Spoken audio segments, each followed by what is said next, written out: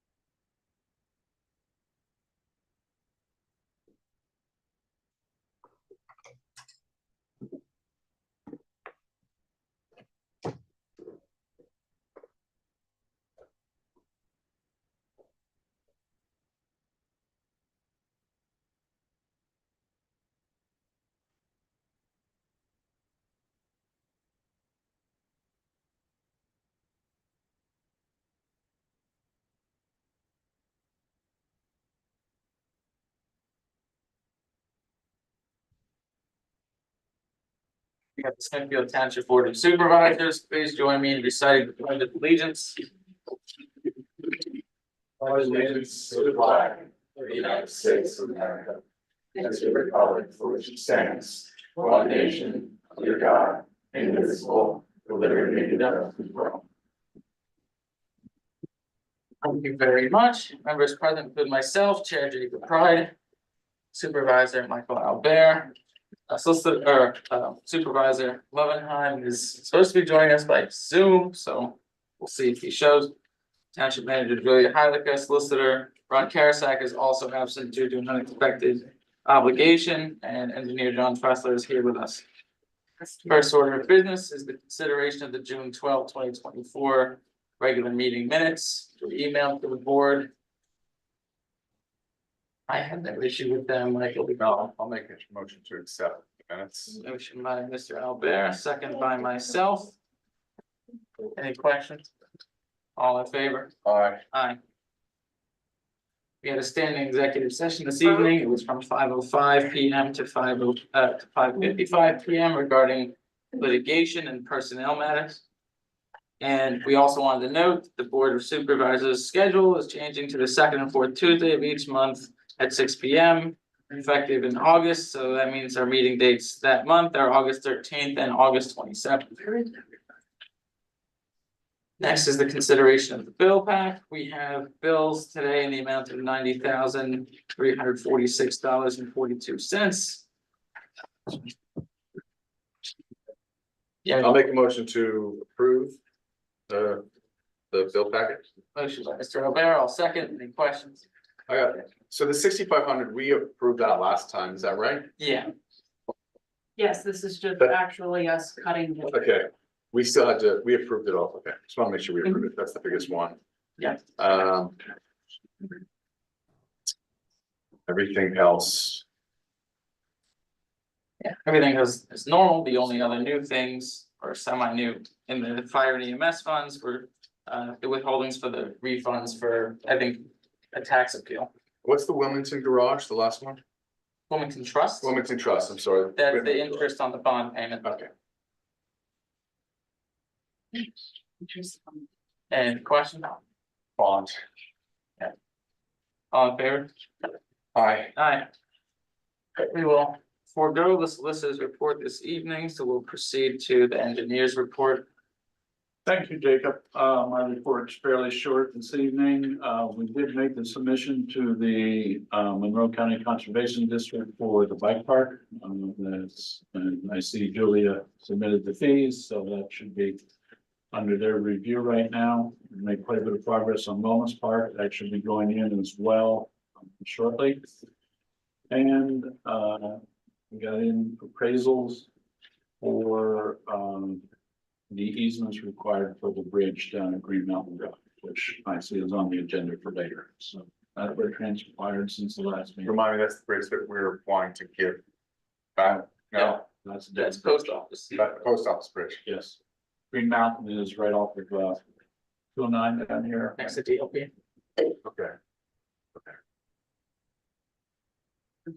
I was just wondering, I don't know whether I should wait till later, No, yeah. what is the appraisal for? It's For easements, but what are you buying property from people? Or To obtaining easements. Construction on the bridge? Yes. Is it the one that had the Or orange? Property, because you don't have enough property. How did this all originate, like to do something on the bridge? Was there a complaint or is the bridge not well? I mean, it's been there over 100 years, and the property owners that live in there, I actually was talking to someone, they knew nothing about it. So do they get notified that, Sure, none of the actual construction has begun. I know, there's nothing. Inspections. So that's what I'm wondering, why You just have no- it's to buy easements from So adjoining landowners? to answer, well, you had several questions. PennDOT routinely inspects all bridges within the Commonwealth of Pennsylvania. They inspected this bridge, they do it every 2 years. They inspected this bridge, they found what they term deficiencies. So the bridge is in need of repair, and we as a township engineer have been retained to do the design for those repairs and put it out to bid. The first step, It's right by the Snake Farm. Before it, a little bit across from like RGB, Green Mountain, it goes back and there's got a little cul-de-sac and that's like 20. Here. Got it, okay, I know. And I. I think you can put it in your ear now.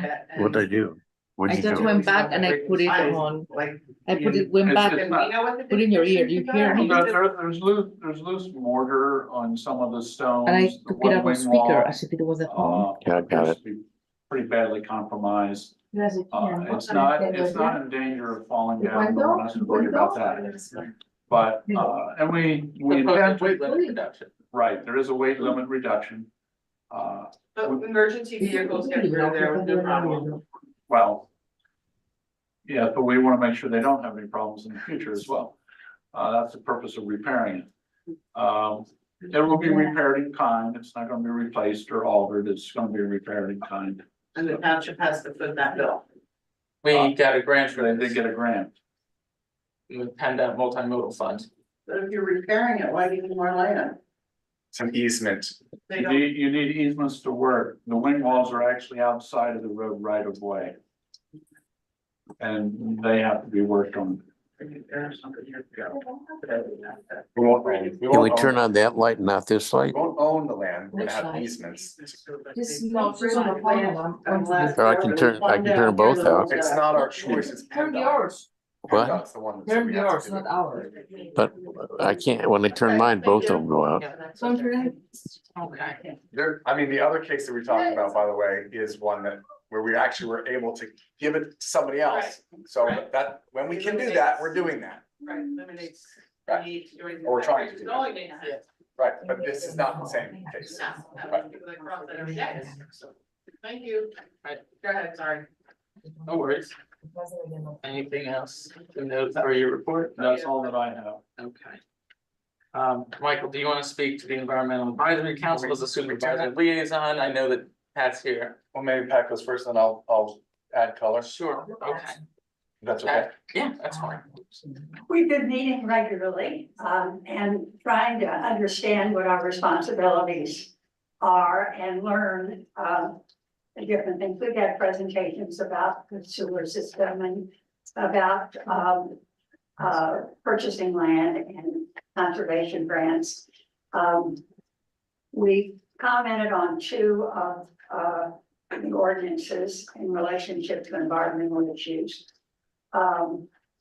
We have will undertake a, project, to better, understand, the wetlands restrictions and what the proper ones should be, or are in existence now in various places, and what kind of evidence, based information that we can find.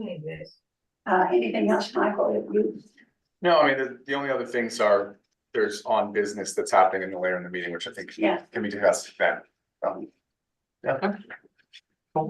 It's an active This one, yeah. committee. So No, it's Yeah, good to have- absolutely. we always say it's good to have as many Members here. it's good to have as many volunteers as possible, providing as many This is services as possible, and we work for the no, township, so we appreciate the committee for that. Parola, perché will be in Rochester Okay. on Do you have August anything to note 1st. in the supervisor report? I'm okay. Okay, How are Likewise. your, so I understand we have How's someone the from summer Monroe going? County Vector Control who's going to be giving us presentation. Perfect. Hello, everybody. they are going to So my name is now. Aaron Lombard. I work with Monroe County Vector Control. I am the Vector Control Coordinator. I did bring a presentation on a flash drive, if I could present to the. So,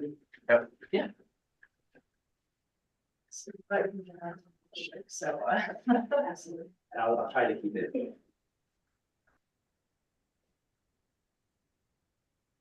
Is that iPhone, Robert? Yep. Robert, is that you on the iPhone? Somebody else? Maybe. We're not on mute or anything. Oh, maybe we're Okay, having the I'm same here. volume Yeah, issue. okay. It's coming through the, No, but we What haven't was heard the anybody vote? talk yet. This is what our issue was last time. Okay. Ask if they can type a chat. Pete, can you talk, say one word for us or two, if you're listening? Maybe Yeah. they could type the chat. They could type to you if they can't. Can someone type that could also try talking so we can hear if anyone's actually, maybe you need to hold up a sign. no, last time they could Yeah, hear yeah, us, we just, yeah. Pete, you're here, can you try to talk out Mira, a ver si loud? quieres los Yeah. minutos, ¿eh? So you gotta. I'll do it. Yeah, can you hear me, fellas? We And just have to ladies? switch the Yes. audio to the TV because something's wrong with these guys. I don't understand. They used to. Like the Microsoft and the same. Like, one week it's perfect, the next, it's, you know, it's to- Technology. It says. So if we put the mic, if we do that, then we. There you go.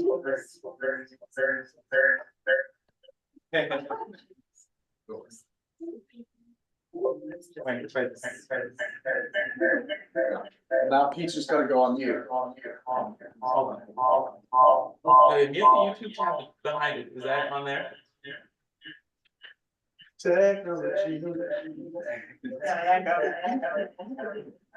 Perfect.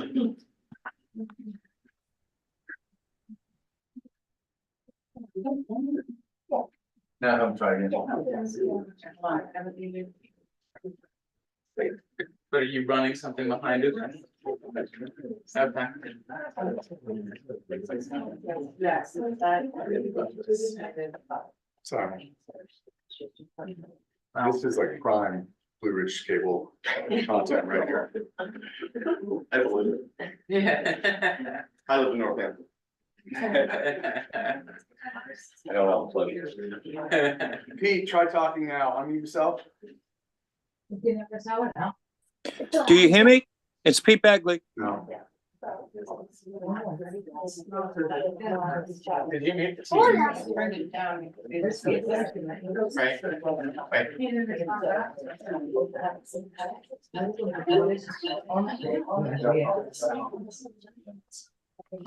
So where's the sex?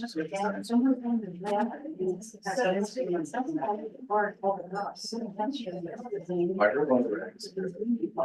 The outlets plug into this computer. And the TV's. Okay, so, so you're holding. So we might have to secure, that's here. Speaker. This is high sensitive TV. You think that's right?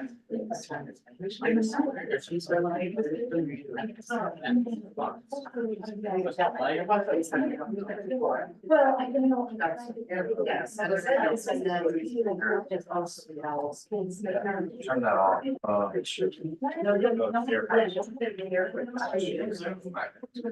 Wait, but I know your camera should. Yeah. Oh, yeah, that's why. This has got the. Yeah. I know it. Did I ever be in it? Shoots that out.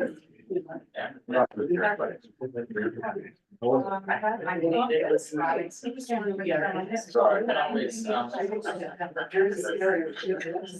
would be.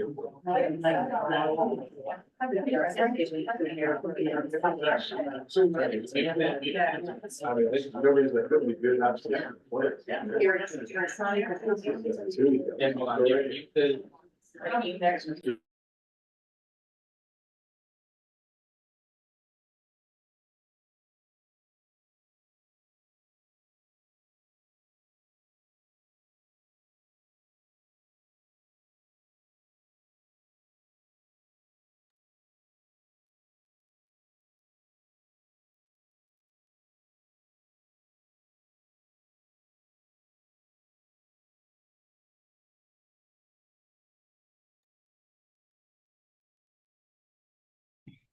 Hello, is anyone there?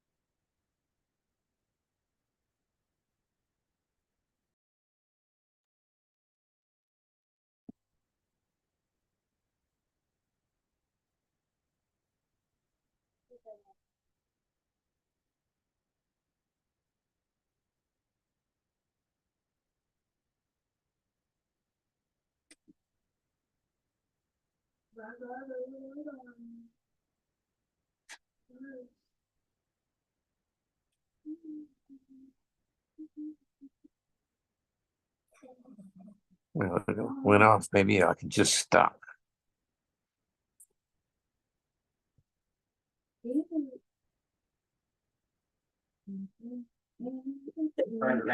right.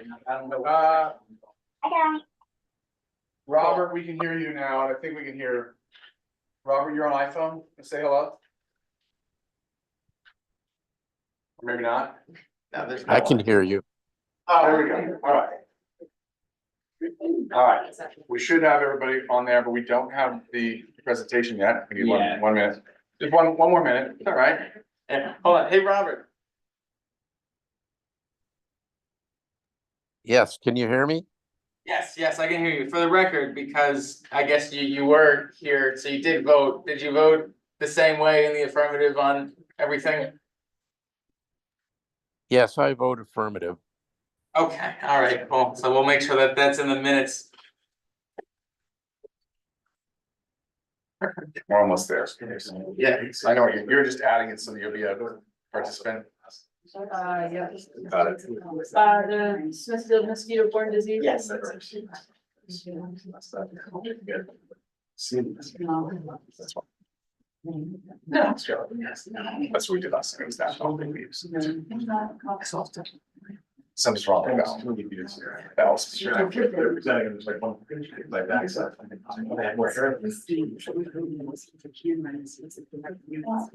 Person talking about.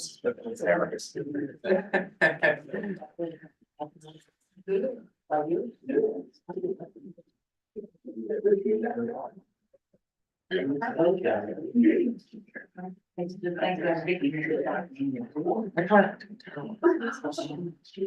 don't understand that it's actually.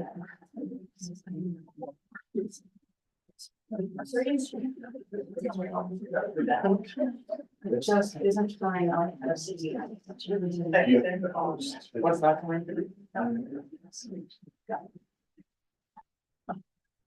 Sweet. There it is. Cool.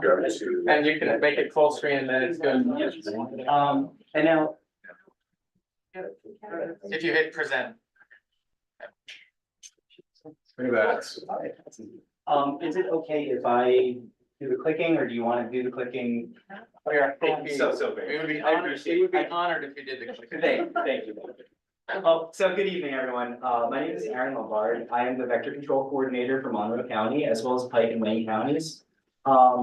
A little bit about my job is we conduct routine mosquito surveillance as well as tick surveillance, and we look at the populations, decide and monitor the population numbers and the dynamics of the population, as well as whether they are positive for West Nile virus, dengue fever, or dengue virus, lacrosse, Zika, a number of mosquito-borne diseases, which can make people very sick.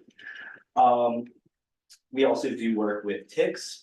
Ticks are a big problem in this area as well. Lyme disease, Pennsylvania is number 2 for Lyme disease and tick populations in the country. What number? 2. What's number 1? I think it's Connecticut. I've heard, yeah. For life, heard, yeah. So. But today, I'm just gonna kind of stick mostly to mosquitoes. I'm gonna just, we've talked about some mosquito myths. I want to debunk some mosquito myths. So this first one, mosquitoes are simply a nuisance. They don't really pose a threat to our human health, especially given today's medical advancements and cultural practices. And that is absolutely false. According to the CDC, mosquitoes are responsible for 700,000 deaths annually. Most of them are in other countries, but given today's globalization and the amount of trade and commerce and travel we have, people are bringing these viruses back to our country all the time. Now, the good thing about that is they're not transmissible from one person to the other, but if they can establish in a mosquito population here, then we are absolutely at risk. So that's why monitoring these mosquitoes for their diseases are very important. All mosquitoes bite. This is also false.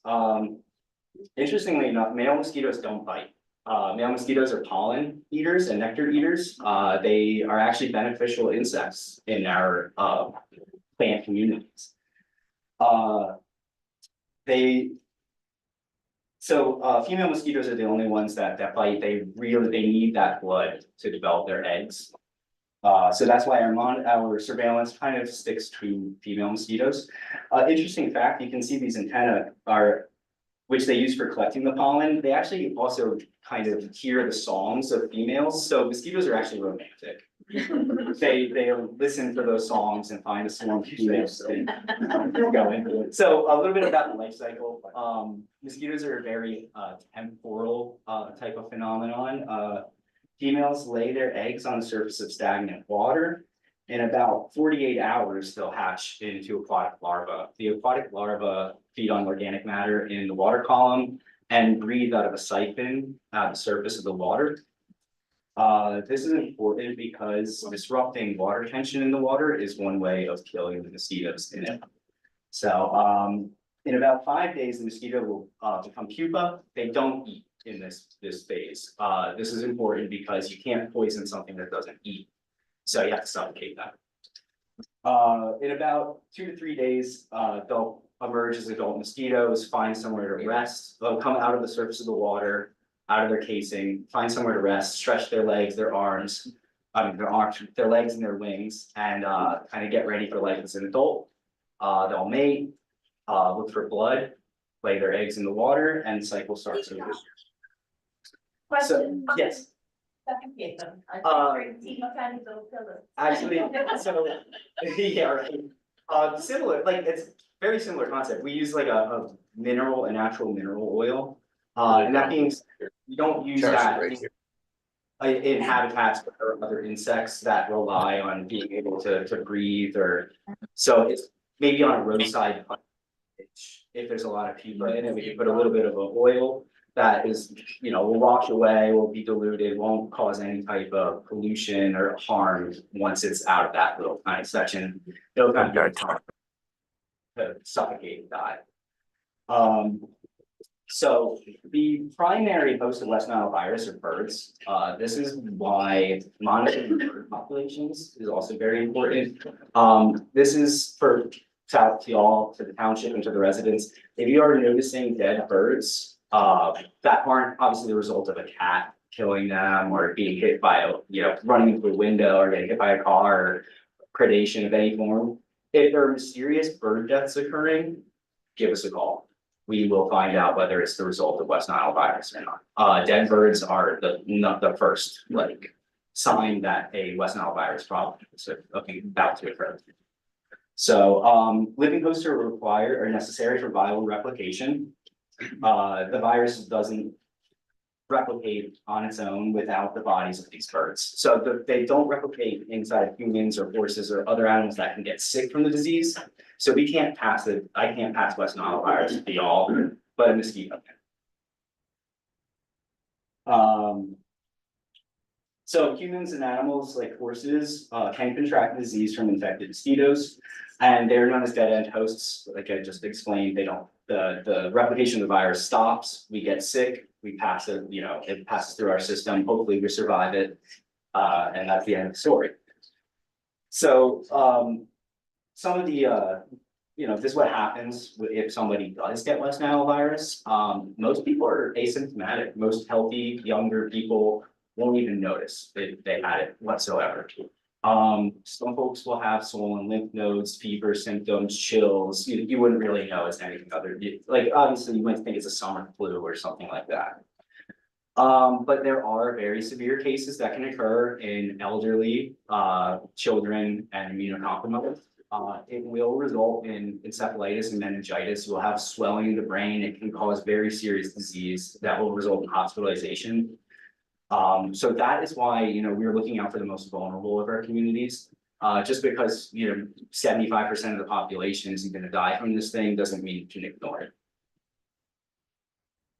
So, with that being said, these are the ways in which we can manage these pests.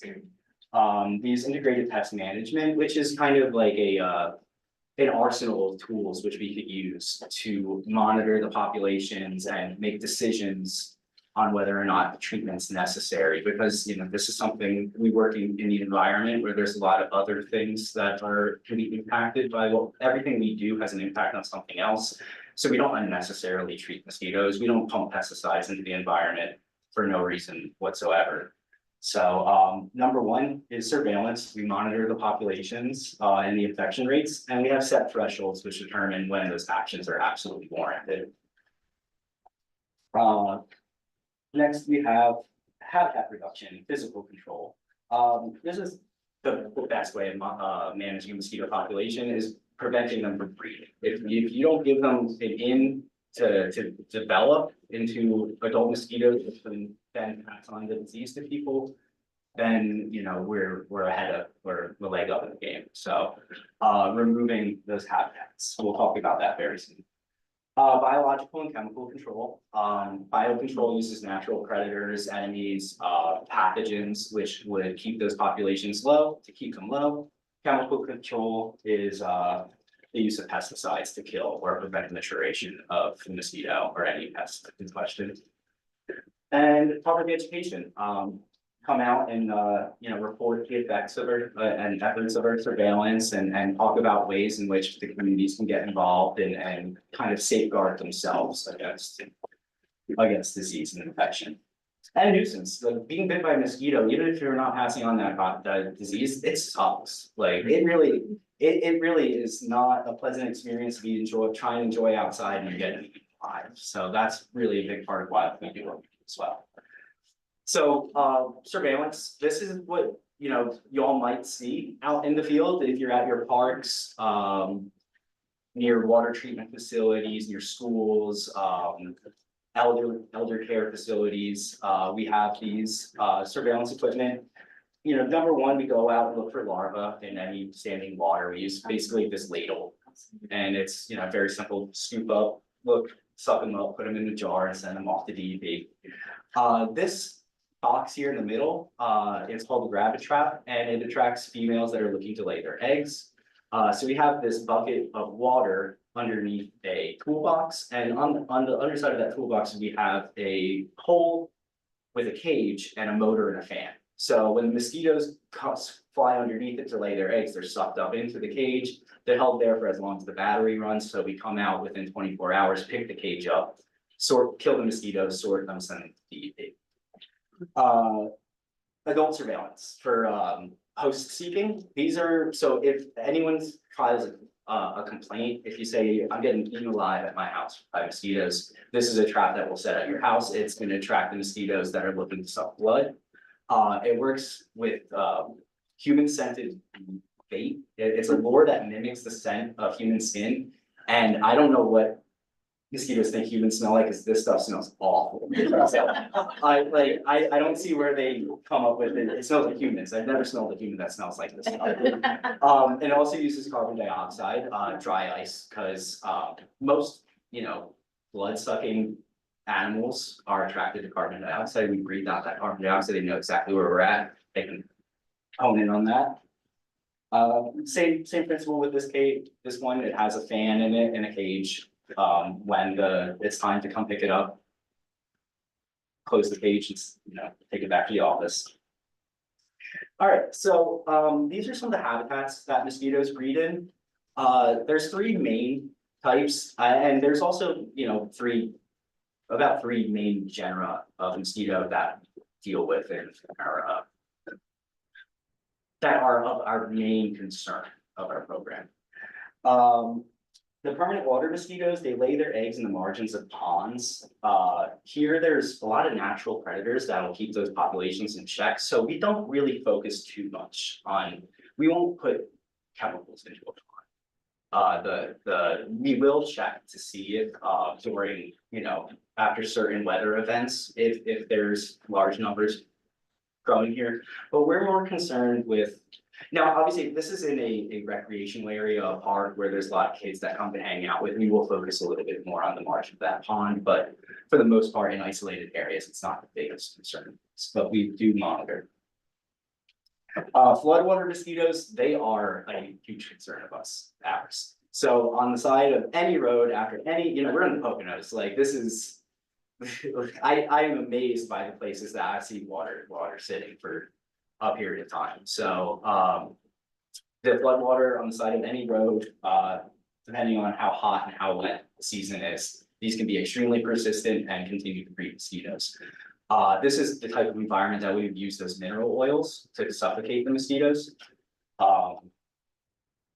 And the last one, which is 100% our problem. This is our urban artificial habitat mosquitoes, the ones that breed in tires, buckets, bird baths. This is where personal responsibility comes in for everybody. We are responsible for our properties. We are responsible for the mosquitoes that we're breeding on our properties. Obviously, no one's going to issue a citation, hopefully, but you know, it can get that way depending on the ordinances of your township. Really the key here is to drain, change the water in your bird baths, make sure your pools are covered tightly. The tarps aren't sagging and holding water. Habitat reduction at home. This is again what I just said, drain the sitting water, close and overturn your containers, cover your pools, store your toys and equipment, maintain your gutters and proper lawn care. This is something, you know, I'm not a proponent of, you know, really tightly manicured lawns. I'd rather see more natural flat, but the fact of the matter is, the more natural, longer vegetation you have, the more resting area you have for mosquitoes, more resting area, less stress on them. They can hang out there all day waiting for somebody to come to bite. So if you can manicure your lawns, keep them, at least in your public properties and stuff, you can help to reduce how many mosquitoes are harbored there during the daytime. So a little bit about our biological control that we use. Our primary biocontrol is a bacterial spore known as BTI or Bacillus thuringiensis israelensis. It is a soil bacteria. It's completely natural across the world. But this specific strain of it causes lysis or the breaking of the gut cells in larval mosquitoes. And it'll kill the mosquito. It will not affect crane flies, mayflies, stonefly. It won't affect any of them. It only works on mosquitoes, like fungal gnats and a few of the biting midges. Chemical control. This is if you see somebody with the truck sprayer out or the backpack. The backpack sprayer is a little bit misleading. We do use that BTI through the backpack sprayer as well. So if you see someone with a backpack, they're not likely not just spraying chemicals. It might just be distributing that bacterial spore. So sprays like this, though, that from that truck, that ultra low volume pesticide, it will kill non-target organisms. It will kill bees. So this is why we are extremely tight about when we use this. We have not done any sprays yet this year. We're currently in our monitoring phase. We're starting to see those numbers come up. So we're gonna have to start making some decisions on when and where. But hopefully we can just stick to that BTI product so that we can not harm other organisms in the environment. You know, like I said, this is something that is dictated by our pesticide discharge management plan, which is I can provide to the auditor. It shows those thresholds of when those numbers reach a certain level in a certain area. It's kind of necessary for us to do something about it. And that will be communicated with the township. And with, we have a list of hypersensitive individuals and apiaries. So we will reach out with prior to 72 hours before doing anything to let anybody know, hey, we're planning on doing this in this area. If you're hypersensitive, you stay indoors, or make sure your bees are nice and locked up so that they're not harmed. But like I said, ideally we can address this at the larval level. So that raises the question, if someone has backyard bees, they should get in touch with your organization, let you know. They should register their apiary with paplants.org. It's not, we use their resource. It shows us a map of every apiary, every beekeeper, every hypersensitive individual.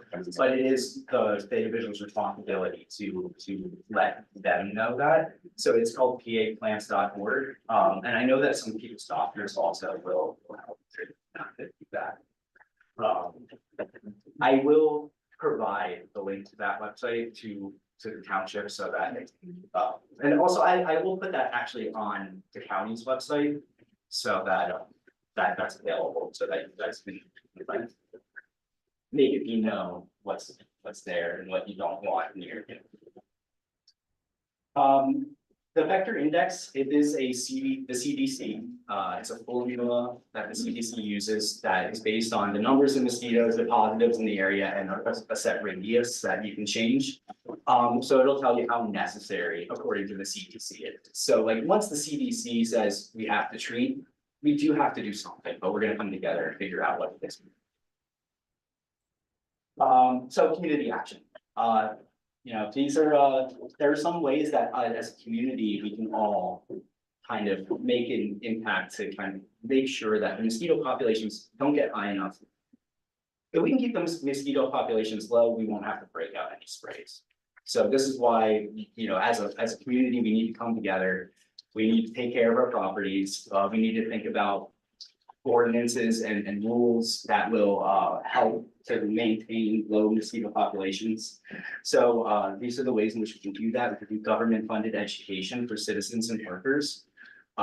We can have stagnant water ordinances, and where folks may face a citation if they're continuing to breed mosquitoes on their property. If their property is identified as mosquito an absolute risk, something might have to be done at a certain level. And it might be as simple as saying, hey, please take care of this. Hey, can you take care of this? Hey, I'll help you take care of it. If you can't knock over empty bins of water, I'll come out and help you, but I just can't go onto your property and do it for you. Unless you ask me to. And guidelines for municipal workers, good practices. Don't mow the lawns when the lawns are really wet and muddy, because you're gonna make tire ruts, and that's gonna, breed mosquitoes that are gonna come in there. And, preemptively treating sources. So this is something that we do. I go out to our problem sites before it rains, and I put a little bit of this dry, bacterial spore product in it, so that basically the water is off the rip, not accessible or not ideal for mosquitoes to breed in. Even if they lay their eggs in it, they're gonna die once they hatch. So, imagine your municipality, think about the places and people, the habitats that mosquitoes breed in. You have wetlands, vernal pools, flood zones, industry, tire piles. Think about the people that are at risk of getting sick. You have daycares, hospitals, elder care facilities, parks, nursing homes. So if you take those two sets of information together, you can really ask, where do we need to focus our resources in your township? We do routine surveillance throughout Smithfield, I have sites all along 209 and business 209, which I continue to check mosquitoes, but some of these deeper pockets, also down by Minnesink as well. I do a lot of surveillance down there, but some deeper pockets, I might not get out here. I'm responsible for 3 counties. It's very difficult for me to drive into the depths. Are you based out of the 911 center? No, County? I'm based out of 701 Main Street, where the probation and stuff is, yeah. That would be nice to be at the 911 center, to be honest. It would be much easier. I hate driving the truck through like the alleys and shit out here. I've gotten very good at driving a pickup truck, I think, but but yeah, so in summary, West Nile virus causes illness and is potentially deadly. The risks are mitigatable. We can do something to help prevent people from getting sick. Public health is a public issue, and it does require a public approach. I can't go out and get rid of all the mosquitoes by myself.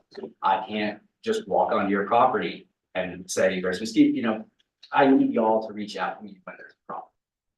Or, as well, the township, if workers are being bugged by mosquitoes and they're out there, please give me a call, like, I'll come out and I'll figure out where the problem is. Send us a copy that we can put on our website. Absolutely.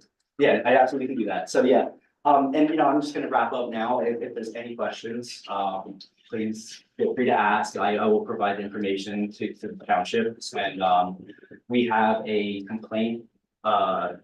There's a little map on the county website in which you can kind of mark exactly where you have a mosquito problem. Just give us a little bit of your contact information so we can talk to you a little bit more about it, and we'll go out and check it out. So that's pretty much all I have. If anyone has any questions, free to ask. Thank you. Thank you. Yeah, thanks. Thank you.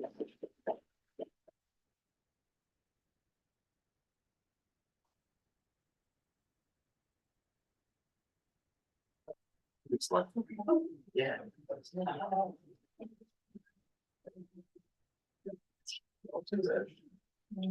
You know how to. Yeah. Thank you. Awesome, thank you so much. Thank you. Thank you for inviting me. I appreciate it. Of course, absolutely helpful. Next is our consent agenda. It has 3 items. Smithfield Gateway request regarding escrow sub-account A. Consideration of the approval of the findings of fact and conclusions of law regarding the Helping Lands conditional use application. And the consideration to adopt resolution number 551, confirming the Broadhead Creek Regional Authority service area. That is due to their Delaware River Basin Commission requirements that they renew their DRBC dockets every so often. So there's nothing changed in there, but we are required by law to certify that. I'll make a motion to approve. Motion Second. by Mr. Albert, second by Mr. Levenheim. Questions? Yeah, so just so I'm clear on this Smithfield Gateway, this is just transferring funds from sort of one part of the escrow to another one so that they can use the funds That's correct. now Smithfield- versus Right, they have, interfaces? yeah, the St. Luke's phase, of their project is effectively done. So with, Ron and John's blessing, they said that it was possible, and we got the letter saying, hey, we can take this money from St. Luke's and transfer it to the active escrow that is currently Wawa. And when you say done, that's not related to the road, which we all know is not done. Correct, that escrow is still very much open. So this is not taking any money from the escrow related to the road No, or, nothing that goes for the road or nothing that goes for additional pad and site infrastructure improvements. This is just for the building of the St. Luke's and building. what about like? I think I asked you this last month or 2 weeks ago, the Dairy Queen entrance and all that still has to be done. That's part of the road building? Yeah, I saw Doug. I asked Doug what the schedule was on that. I did not get a direct answer. I did get an answer that they're trying to secure additional funding to clean that up. So they need, I thought last time we talked, it was sort of PennDOT was holding back, or is that partially true, or? Doug told me that they hit a whole lot of change orders on the job for what they've done to date on the road work. And that they are securing additional funds to complete it. So I don't believe PennDOT is holding anything up. I believe it's funding. It's Michael, my understanding. I think we all know the Tetris, I think, is in pretty dire straits, so if you don't keep the money. I'd like to see money set aside, because what he's done in front of the Dairy Queen is ridiculous. And that's gonna be the entrance to the whole development. Well, the whole road is, A mess. and I have met him as well, and I voiced this opinion as well, that the road needs to be addressed as soon as possible. I don't know if this does anything for that, because this is not related. Contract 3 is what? Is, Contract 3 is St. Luke's. oh, okay. Yeah, this doesn't, what they're doing doesn't affect, Nothing of which we have any control over right? with escrow is related to. All right, Yeah. PennDOT work. Yeah, the PennDOT escrow was not established or held by the township. That was between DePetris and PennDOT. Okay. So it's not like this money could go towards that, even if we wanted to. So if he doesn't get financing, it'll never get done. That's about it. Well, we have this bond, isn't there? There's supposed to be a bond with PennDOT, Right. and when I say supposed to be, I'm fairly certain that there is. How long PennDOT will That's the question. How wait long PennDOT will before wait. exercising that bond? They don't like to do that just right off the cuff. But Because that bond was for the whole project? it was for whatever That phase had phase. to be done. Okay. Then we could end up with a mess. Well, what he's saying is PennDOT should have a bond, and therefore if the shit, that's what I Well, said. Probably a lot of people. If stuff didn't work out, that there should be money there to be able to have it be done anyway, because that's what I'm sort of Yeah, understanding. PennDOT doesn't like to just pull bonds and, Right, but if it becomes a situation, for example, and listen, I'm only using this as an example, if the Petrus would file for bankruptcy or something, then I'm sure PennDOT will use the bond. But as long as he's viable and attempting to get the additional financing to finish the improvements, they're going to let him go that course. Well, they just met, as they said to us, with the Pennsylvania Infrastructure Banks. all right. So they're attempting to. And I understood from that conversation that they're working with Rosemary as well, and have a pretty strong lead related to the road, because I specifically asked them about that as well. A comment and a question. Word on the street is that the developer is bust, he's out of money. I don't know if that's true or I not. don't think that's exactly true. It's like, from day one, he's had challenges getting, Right. So here's. When this project was initially approved.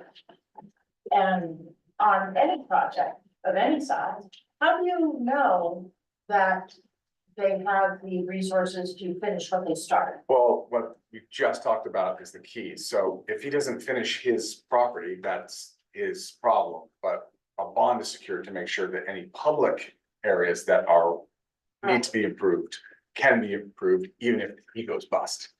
So public areas meaning. The roads, shoulders, sidewalks that are required by this Traffic project, signals. traffic signals, which is very expensive. What happened to the tip? Uh, To the what? the TIF, I guess, I probably stayed in place forever. No, not forever. The TIF has a finite period. I forget the exact year that it ends in at this point, but it depends upon who is the owner of the property in the TIF district. If there were two different owners, then it would be different. TIF means is a. It's already been, School tax exemption? they're not It's exempt. not exemption, it offsets, so let's say they build a giant building and it's supposed to bring in. $100,000 in taxes a year, so instead of taking those taxes go to do towards the road effectively. Not portion. And they go a portion of it. Flips. Not all of it, a portion of it. Permanently or? No, for like a 10-year period. I want to say it's not 20, generally with a TIF, it's 20. May I just say something? There's already been payments made on that TIF. The Monroe County, who were Chuck Leonard, who came in here and ran it down our throats, and I kept yelling. TIFs are used all over the country, they're one of the main ways. Brick and mortar stores were on the downhill, and it just seems like, I guess he did it for his job, he rammed it down their throats, knowing damn well that this was never gonna go through. Well, on TIFs, I mean, I'm a fan of them, they're basically, and it's only for money that would not be there if the project. Right. Is not there, so it's, you're only taking taxes for something that doesn't exist yet, right? You're only losing tax dollars, so if it doesn't ever exist, those tax dollars would never have existed anyway. But Michael, if he just goes residential, and there's a lot of kids, you have to go into these. He's not going residential, that's actually the part that he's having the biggest problem with. Well, he's selling it, did you see the ad?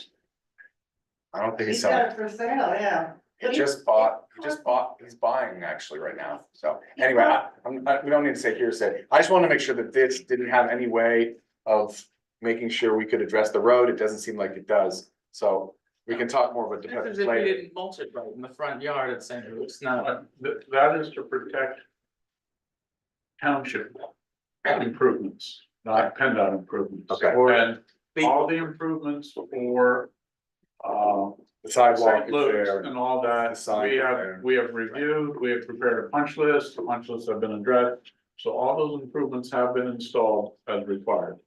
What he did to Frank Riccobono, Frank's probably the only person in Smithfield Township who probably keeps his property so nice. To throw Jersey barriers with a bunch of stone behind it, pretty shitty. I mean, I asked, They're- that's specifically They're related to the quite road, self-aware the with road. that one. the road improvements, not related to this, but. I agree with you, it looks horrible and it's gonna have to get addressed, and if it can't be addressed by then, it will eventually be addressed by the bond. Michael, can I point one thing out? If he does go residential, and you have all those kids in the school district, figure it costs them about, $19,000 a kid. And they don't get taxes to offset it, who's gonna foot the bill? We are, that's what I kept yelling. Yeah, he's deed restricted in what he can do for that. anyway. Correct. He's got it for sale, townhouses and apartments. He doesn't have approvals for that, to build that yet anyway. Well, He has a preliminary plan approval, but he would still have to come in. And by the way, to get final he'd have to approval. finish all of the road there, all of that first, as well as the Wawa, the next unit. And the front unit before he'd ever be allowed to do residential, Under his so approval, you have to have. it residential is done the least of our concerns 25 right now. acres. they're gonna sit there with a big brown field. I agree, that's not what we want, but No, and I don't think that's ultimately where it will be, but that's. He's driving the bus right now on that. But I just wanna be clear that before anyone gets any. Permits, they do have to have those bonds in place. Merely getting approval to build something doesn't require it to be built. So just wanted Yeah. that to be out there too. alright, we have to vote on. Yeah, all in Oh, favor? wait, sorry, I'm sorry.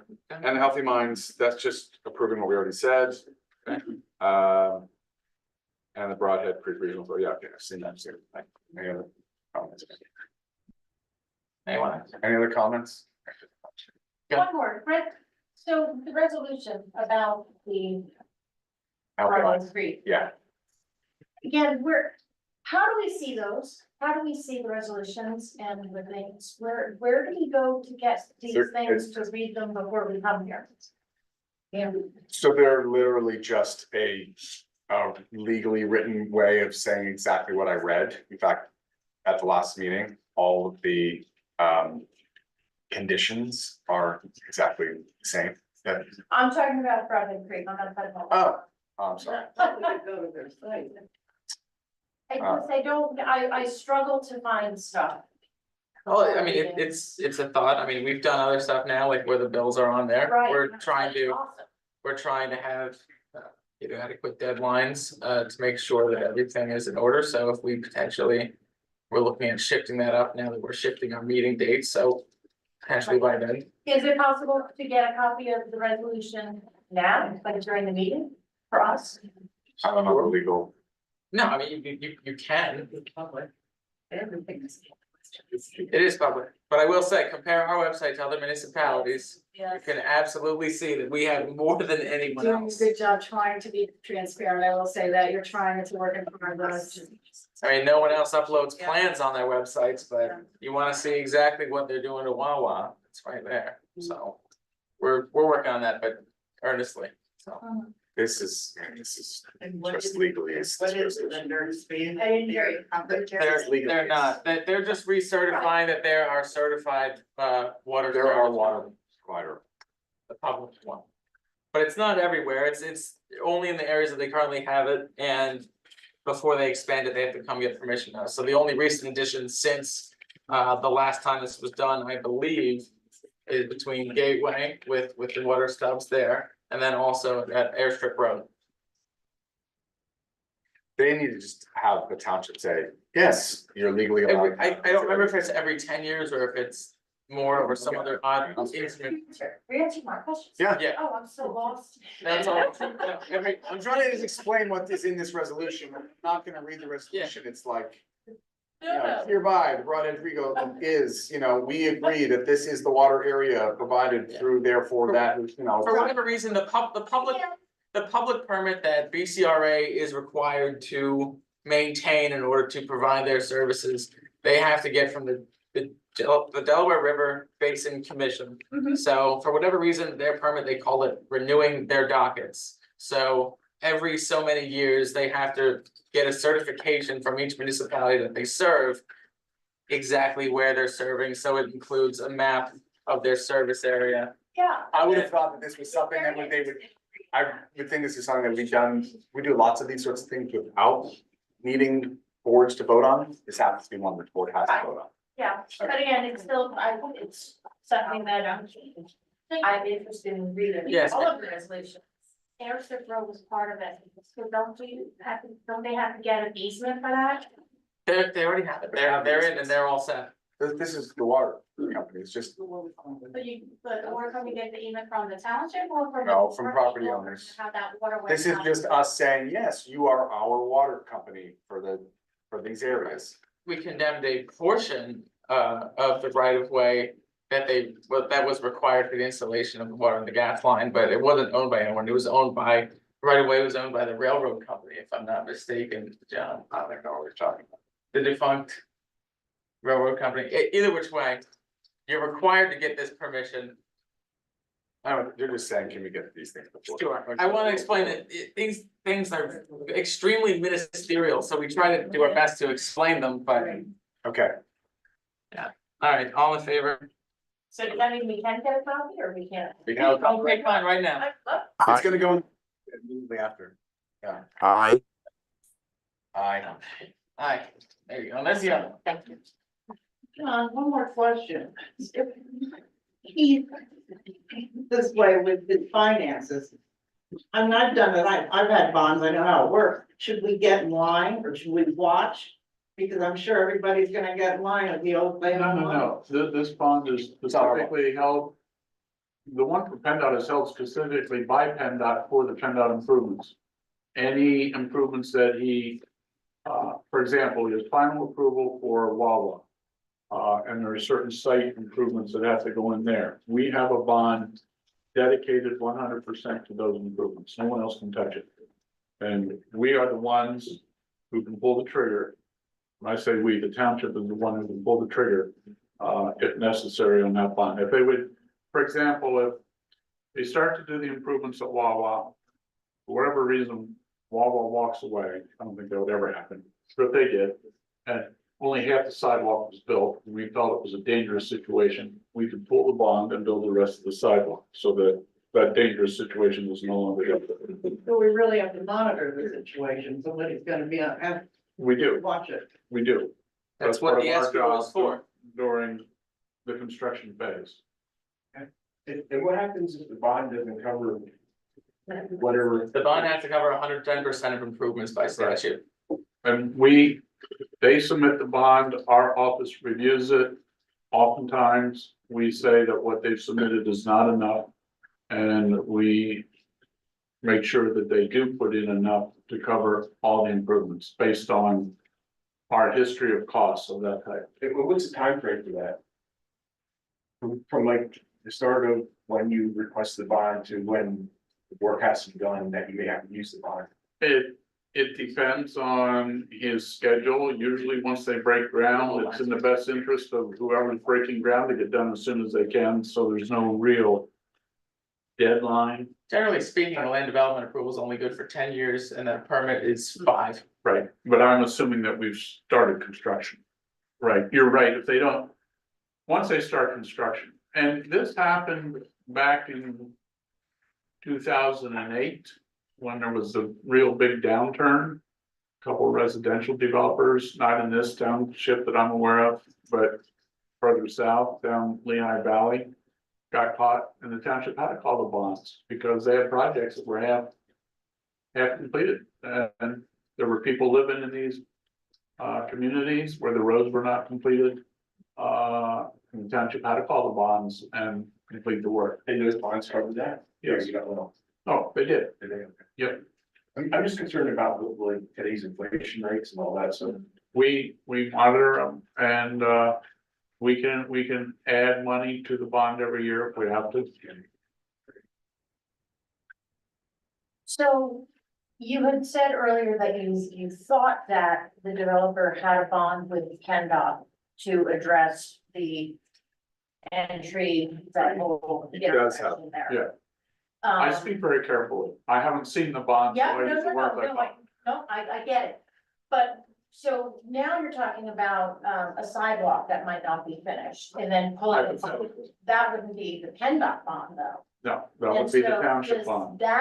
is there a bond for Smithfield Gateway for that type of stuff, or Yeah. is it just a PennDOT bond? No, that's what we just approved, was moving the bond that existed around the St. Luke's, Right, yes. which is now done. Right, that's the escrow, the bond, I'm sorry. the bond is separate.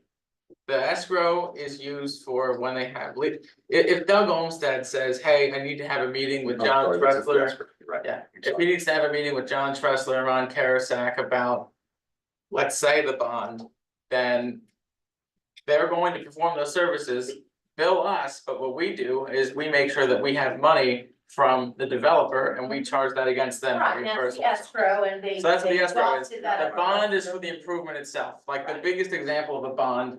That was, I think, completely released now, if I'm not mistaken, was for the the storm pipe.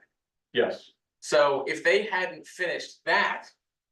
And we needed that because the site creates more drainage needs, then we would have called that bond and said, you have to finish it. So that's how the process works. So are there other bonds in place Yes, for this project? yes. For, Yes. for the township side? I think the bond is Just still in Wawa. place for St. Luke's. They probably didn't. No, the bond does not cost them a lot of money. It covers the total cost, but the cost of carrying the bond Right. doesn't cost them a lot of money. And a lot of times they let it run for 6 months after the construction's done before they terminate the bond. Right, but if And something one- happens over on Wawa property, the St. Luke bond isn't gonna do anything. Yeah. correct. And the other thing that they have to post is, once the improvements are done, and they say, okay, we finished all our improvements. Then we have what is called a maintenance bond, Mhm. and that covers for another 18 months in case they put those improvements in and they didn't do a very good job that you couldn't see on the surface, it looked good. But in 18 months, something bad showed up, we have a maintenance bond that we can utilize to make those repairs. That's exactly the case with You know- traffic signals. You know, St. Luke's is up for sale, but hasn't maybe it's been sold, the building. The new one, yeah. I did not. I haven't heard that. He got to the point, the late Frank Smith, the surveyor, he owes money. And I ran into, Linda, and we were talking, so I knew that Tony Bart is a friend of mine and knew him. I said, Tony, would you get him to please pay the bill? I mean, he's even bad shape. All right, Yeah, we're gonna move on at this point, but these are all questions that, you know. They're valid and they're worthwhile, but. At this point, we don't have anyone from there to answer, so we'll answer procedural with them, that's it. Okay, so we're gonna get into old business, we have consideration of the approval of the Franklin Hill Manor subdivision. My understanding is that we're gonna table that again, we have a waiver on that until October.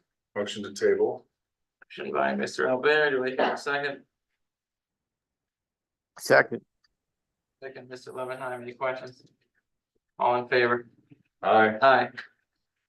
Next is the Aye. consideration of the Green Mountain Drive right away. We have a proposal here from Moyer Realty Advisors LLC.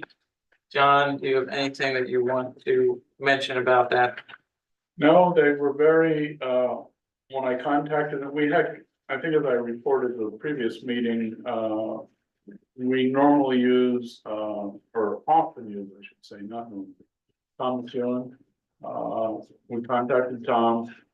He declined to do it in this instance. He felt he had a conflict. So we reached out to this person. We were given their name. And they were very responsive, so. And their price seems reasonable and in line with other prices I've seen, so I would recommend that we use this one.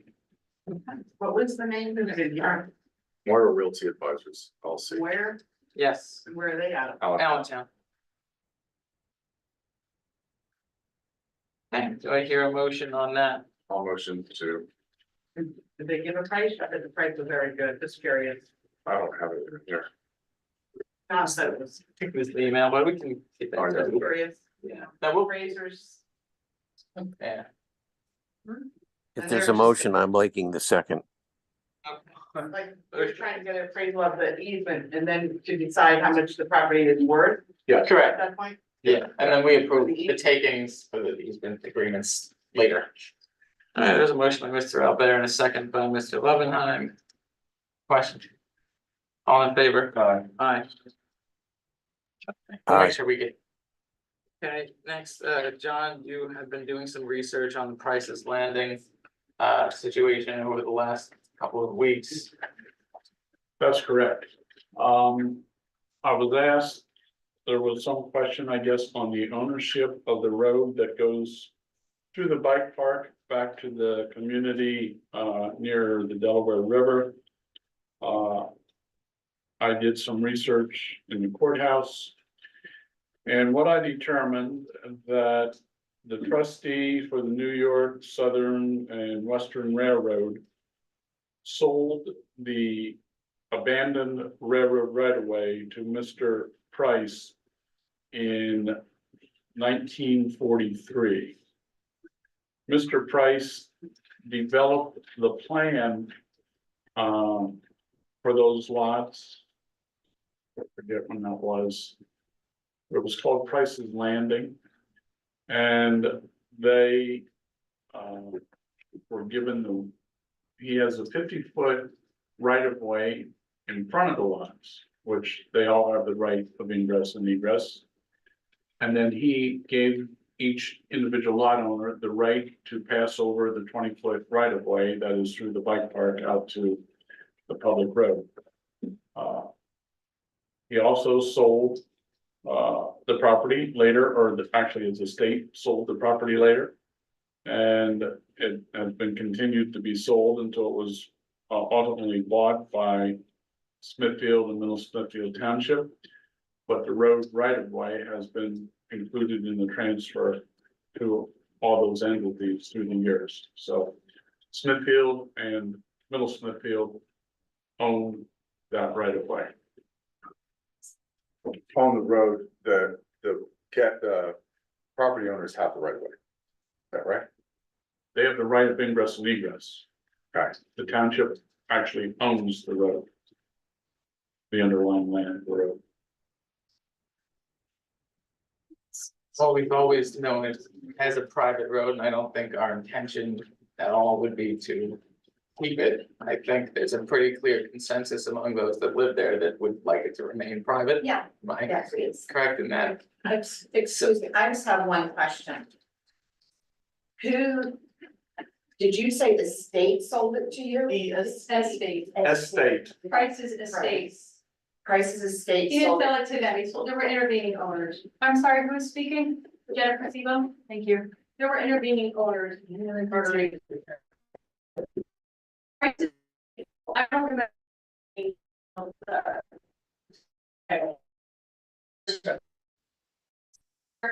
Yeah, but There's a deed from the state to the town. we just go through this. Yeah, I mean, the estate of Arthur Price sold it to M. Keene Cornell in 1968. Mr. Cornell sold it to Marcia and Duran DeRocco in 71. Marcia and Duran DeRocco sold it to Shawnee on the Delaware condominiums in 73. Shawnee on the Delaware condominiums sold it to Shawnee Development Company in 78. And the Shawnee Development Company sold it to Smithfield and Middle Smithfield Townships in 2003.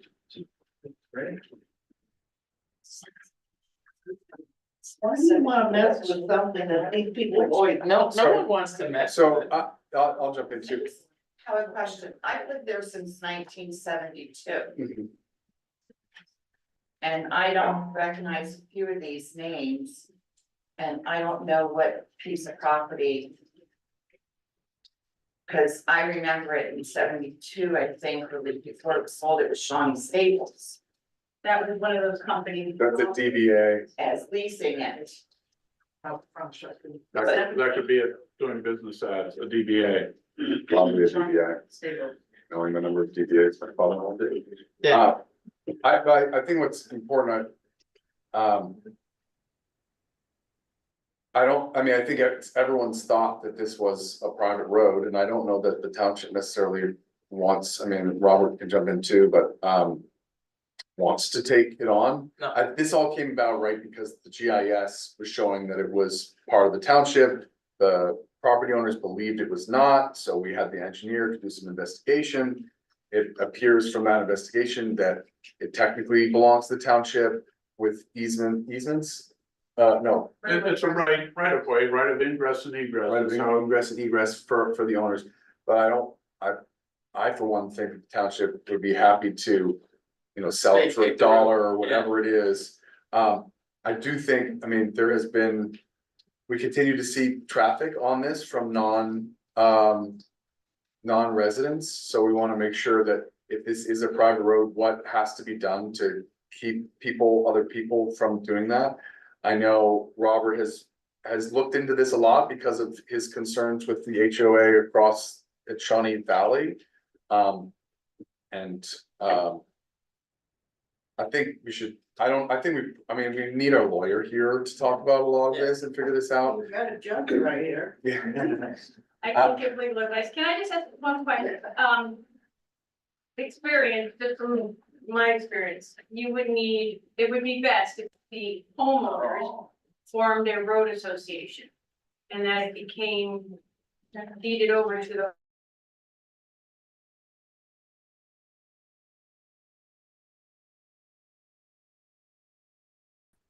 Again, that's that noise.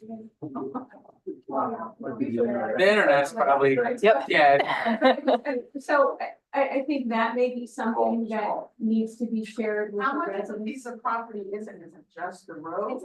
So the old railroad bed. And I can't remember, I did this research long ago. But then once you hit the turn, like by Marguerite's house, it's 50 feet. And the tree line, like in front of the House for those big pine trees, that's the edge of the right of way. She uses that front section as yard, so did Hopkins, so does Danny. but this 50 feet down between the homes. And so it goes, So it's basically the road is the parcel, well, correct, or not? that I, Was the road and then into the park? Yeah, there's like a 90-degree bend as you go into where the homeowners are. yeah, that's what I'm talking about there. I guess what I'm just saying, the decision to rectify this, however it gets rectified, can't be made right now. No. There's gonna have to be maps and lining things out. But I mean, just for those that are here, I think there's general view, I mean, we've talked about this on a legal matter that it's not our intention to be like, oh, it's ours, you know. We're You gonna, can maintain it then, right? exactly, well, that would be it. If it was a township, and I'd say ours, I mean ours. What about on the left side of the road? Isn't that Frisbee drive? The Frisbee Golf Park is the park portion that is owned by the township, so how are the people gonna get there? If I may, there are a lot of questions related to this that we are still waiting on legal advice for. So if we're okay putting a stop to this until the township has solid answers for how we can move forward with this parcel, that would be my request. Yeah, that's, I just wanna say, If everything honestly is What's not done, if everything, the research isn't done and there's questions that are unanswered. We just don't want the public to think, and especially now that the Zoom meeting's out, that people can come down there because that's the reason why this whole thing was Right. even brought to our attention. So Carla? Zoom is still live. yeah, hold on, okay, cool. Tara, just to say, speaking for me, because we talk about this because there are legal implications.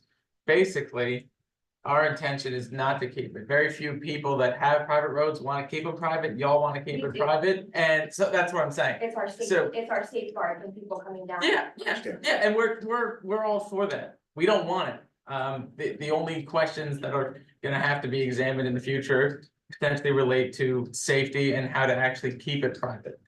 So that's exactly where we have to discuss. The gate was suggested, but who's paying for the gate? We have to pay for the gate. No, that's not even an option, just, I think Ron will take it from here and. We As long need- as their intention is on the record that they want to turn it over, you're heading in the right direction. Yeah, there's a very simple process where we vacate the road. We don't want it, but we have to do it exactly the correct way to make sure that this would never come up again. To make sure. I mean, I'll be honest with you know, like, you guys gave us the private road sign, all our deeds say private road, Understand. everything, so it's always been, yeah, it's always been. I wish the folks that bought it 21 years ago had done a little bit more research when they did it, but our intent is to keep it as you know it. Okay. So that's, But it's not something that can be done right now. It No. can't. Correct, so I just wanna make sure it's on the record that you guys are not Yeah. saying it's a public open road. No. No, We don't have take any private road absolutely- signs down. we have, we have absolutely no desire to do that, so. Okay, that's all I wanna make sure, I just want it known that the Zoom meeting's going for the public, that they're not to just come down. I mean, you can't say, after what he just said, I can't say it is a private road because obviously there's some deed issues that claim that it's not entirely. You have egress, you have all these things, but our intention is to make it that way as fast as we can. Let me also say it this way, it is not listed with PennDOT as a township road, so nothing, none of that stuff would change, so. I don't think it's all. And it doesn't, well, now these are working. We just needed a reboot. That's Right. great. No, man, these are owls. Thank you. Yeah. I did have a discussion, a little while ago with Middle Smithfield with Mr. Dwyer. Yeah. And he said, I guess because it's with them. Yeah. That they didn't have an intent,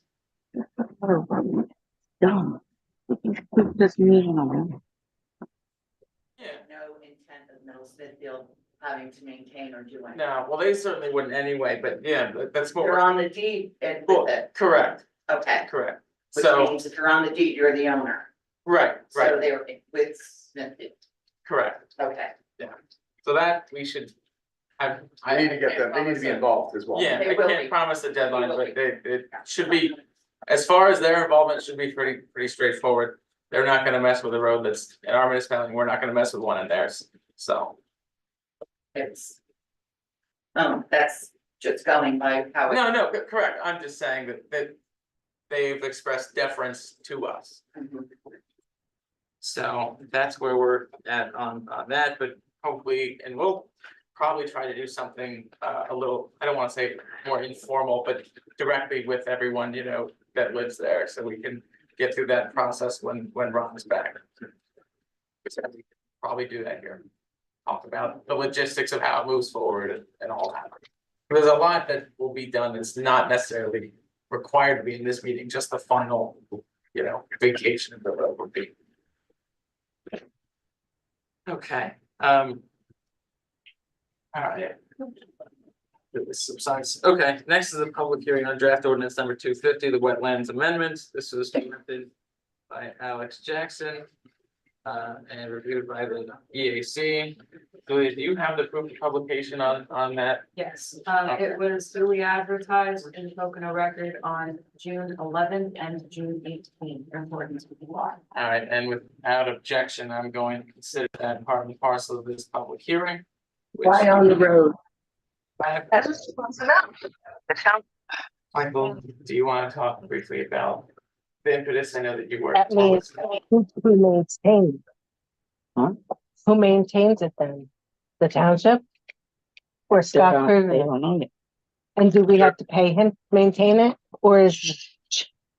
Sarah, we can hear you, by the way. But to answer your question, the intention would be for the private residents to maintain it. If it's moved over. Okay, once it's moved over. Right. And what is the explanation of what this 40-foot is? Are you doing away with 150 feet? No, no one's doing No. away with anything. We're actually strengthening environmental protections with regard to this. Do you want to speak on? Yeah. Actually, I don't, I mean, so this was discussed at the EAC, there were several back and forths at the EAC. The idea was just, there was a little bit of, it was a little unclear. On the buffer. In the wetlands, and this was just sort of clarifying, I think, what the intent was for the. For the area, which is, and I'm sorry, help me with the numbers, 40%. Right. 40%. No, Up to 40% can be disturbed. yeah, We no just more clarified. than 40% can be disturbed within the 75 feet Yes. buffer. And we, I thought you said 150. That- meeting. Sorry, hold on. let me read this. Okay, this is, I'm just gonna read this from the Monroe County Planning Commission review because it says it the most succinctly. The proposed curative amendments are generally consistent with the Pennsylvania Municipality Planning Code. And in terms of the following required procedures, proposed wetland related amendments would strengthen and clarify protective standards for environmentally sensitive areas. This is to be encouraged and is consistent with the goals of the Monroe 2030 comprehensive plan. The amendments also propose removing the zoning hearing board's jurisdiction to rule on challenges on the validity of ordinance adoption raised by appeal. It is our understanding that this matter will revert to the Court of Common Pleas, which is consistent with the municipality's planning code. So the staff reviewed this and they recommended the approval subject to those comments. So I don't have the actual numbers, I don't actually have this is the wrong ordinance. You think it's so important with what's going on in this country with floods that we really. This ordinance increases the Right. So protections this from what it is, is right this now. emphasizes So the once- need and basis for a wetlands delineation, so it requires that. Including hydric soils.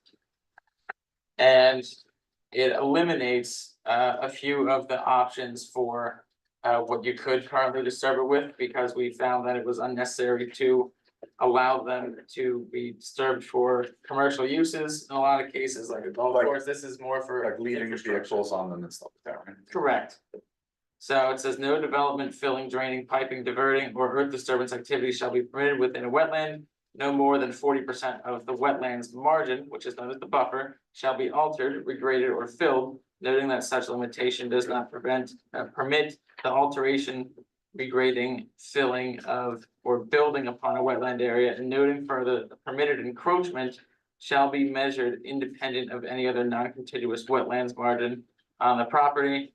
And then what is ever more restrictive, if there is a conflict between another local ordinance, Pennsylvania, or federal law, the more restrictive one is the higher standard, and that is the one that controls.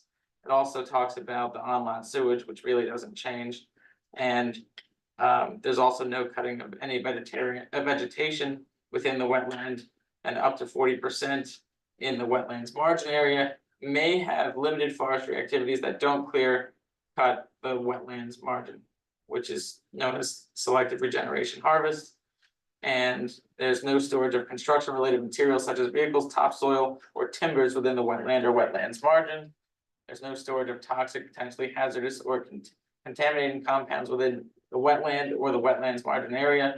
Prohibited substances include but are not limited to petroleum-based products, stains, finished substances, industrial substances, polyfluorinated substances, PFAs, fluorinated substances, road salt and de-icer substances, fertilizers or pesticides. It also says in no case shall sewer lines or other liquid transport pipelines be constructed in the wetland except to cross the wetland on the minimum traversal distance, and then only if every precaution is taken to prevent leaks and prevent any possible draining of the wetland. And then there's a whole bunch that essentially reiterates the same. And it also delineates standards on road or driveway crossings, which provide access which is impossible from any other location, and they have to be designed and constructed to cause the minimum disruption of the wetland area. The other change, I don't remember if you said it, but this reduces the zoning hearing board's involvement Correct. before the zoning hearing board could, I guess, issue. They could grant relief. Now it's up to courts to Now they require can't. expert It testimony. has to go to the court. Comment, please. I know this doesn't pertain, but I think we've all watched the news and the flooding and what's going on. And with the Shawnee development being built on 2 lakes, I think it's something that we really need to look at. You know, because with the wetlands, there's this and that, we don't need the development, we need to protect those lakes. I know they say it's not for sale, but anything's for sale. And the residential, again, nobody listens to me, but the residential market's going to hell. I think this discussion is irrelevant to what we're doing here, which is approving this amendment to the wetlands ordinance and setting a date for a hearing. The rest of it in Shawnee Valley is another matter, and I think we all have very different opinions on it, and it's very disturbing. Okay, I'll say that for myself. Your time to All right, that's okay, it's good. This is improving what we're doing with the wetlands, so let's. All right, so I'll entertain a motion to close the public hearing. I have a question. Go ahead. I don't know. How is stormwater runoff addressed in wetland areas? I mean, Runoff from the roadways, well, do you know, the icer on the roads that pass through wetlands or runoff? it's addressed through our Act 167 mandated ordinance, which deals with stormwater management. And I mean, we have pretty rigorous standards on that, and then floodplains are different themselves, and we have a floodplain ordinance as well, where pretty Right, much so this is an nothing goes agreement there. This doesn't do one way or the other, it's about. This isn't addressing stormwater one way or the other. Well, actually, that is one of the purposes of the buffer, which this strengthens. The buffer itself does help filter the salts and the things that you're talking about, which run off from the road during a storm event.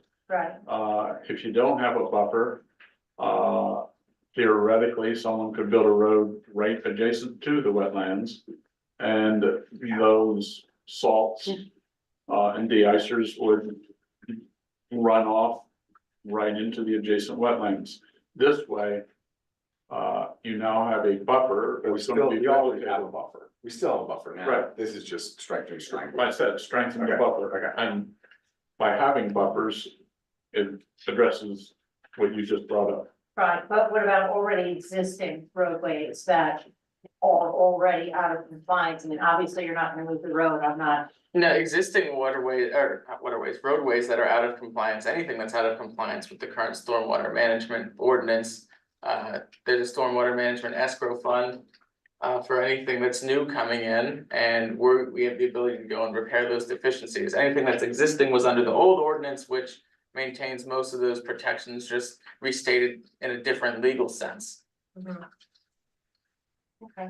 And those improvements are bonded when they do that, so. All right, motion to close the hearing. Okay, motion by Mr. Albert, do I hear a second to close the hearing? second. Second, Mr. Levenheim, any question? All in favor? Aye. Okay, so public hearing is closed at 7:34. The record's closed on that. Do I hear a motion to adopt draft ordinance number 250? The wetlands amendment, yes, so moved. Okay, motion by Mr. Albert, I'll second. Any questions? Second. All in favor? Aye. Aye. Okay, next is a public hearing on draft ordinance number 251, zoning map amendment for the Stroudsburg Airport application. Nate, your time in the spotlight has come. Okay, And you're still powerful now. Yeah, do you want, there are certain exhibits the township has, do you want to enter those, and I'll Okay. be glad to describe what the project, the request is. cool. So just for housekeeping, I'll put it on the record that this started at 7:35 PM.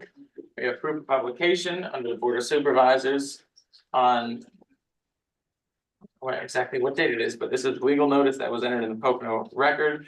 And that's viewable there, and it was advertised both there and it is also on the website and available here for public inspection. So without objection, I'm going to add that to the record. And at this point, we'll proceed to Mr. Oil. Okay, this is a zoning map, change request, made at the request of Pocono Stroudsburg Airport Inc. Robert Strenz is the, member of that, corporation. Made the request. He owns two properties. This is the airport. This is the actual old runway. Airport Road is right here. He has some remaining parcels across on the northeast side, east side of Airport Road, which are undeveloped, and that's the subject of the change in zoning request. One parcel he owns is 15 acres. It's in the M1 zone. It's actually, and then he has another parcel which is in the R1 zone, which is also about 15 acres. The way the property lays out, Airport Road adjoins these properties. There is a tributary to the Tambo Creek, which comes through the middle of the residential property, restricting development on a lot of the property. There's a floodplain, there's a wetland area. And then there's a portion of it, which is actually an open field along Airport Road, which adjoins his other parcel, which is in the industrial zoning district. His request is to take approximately 4 acres from the residential lot and have that rezoned in the industrial zone, the M1 district. That is adjacent to his currently M1 zone property. It's across the street from the airport, which is in the M1 zoning district, so it's adjacent to the M1 district on 2 sides.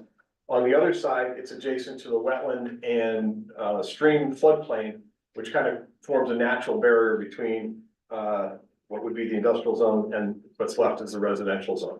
And honestly, the remainder of this tract has a pretty limited development potential, but there could be some residential development in there. But because of these restrictions, that would kind of provide a natural distinction there.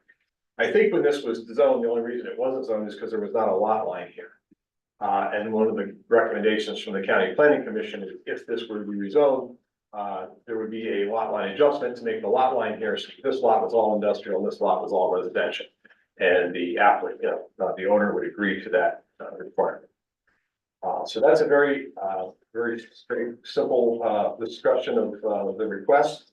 We do have, I believe, a recommendation from your planning commission, as well as a recommendation from the Monroe County Planning Commission favorably on this request. Question. Go ahead. Can I? Yeah. Hi. So I'm also a member of the EAC, that are the Township's Environmental Advisory Council.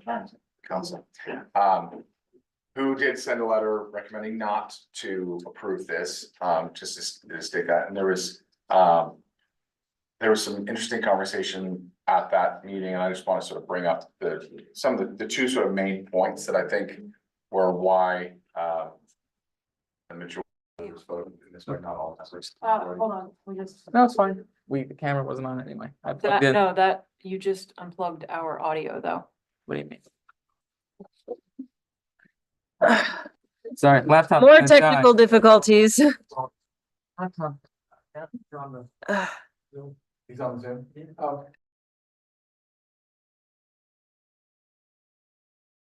What?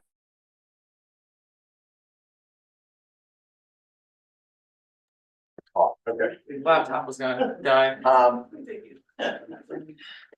So the airport, that's the sort of end of the landing strip. Of that airstrip. I know it's not an airport right now. There's been some conversation that it might become an airport again. I know this is just a zoning change and not a construction, but do you know if there are any present limitations on what can be built there because of where the airport is, or if there was an airport that was active there? So no, with the FAA, I believe, and it was that of the township record, I believe that this, any restrictions for the airport were, terminated.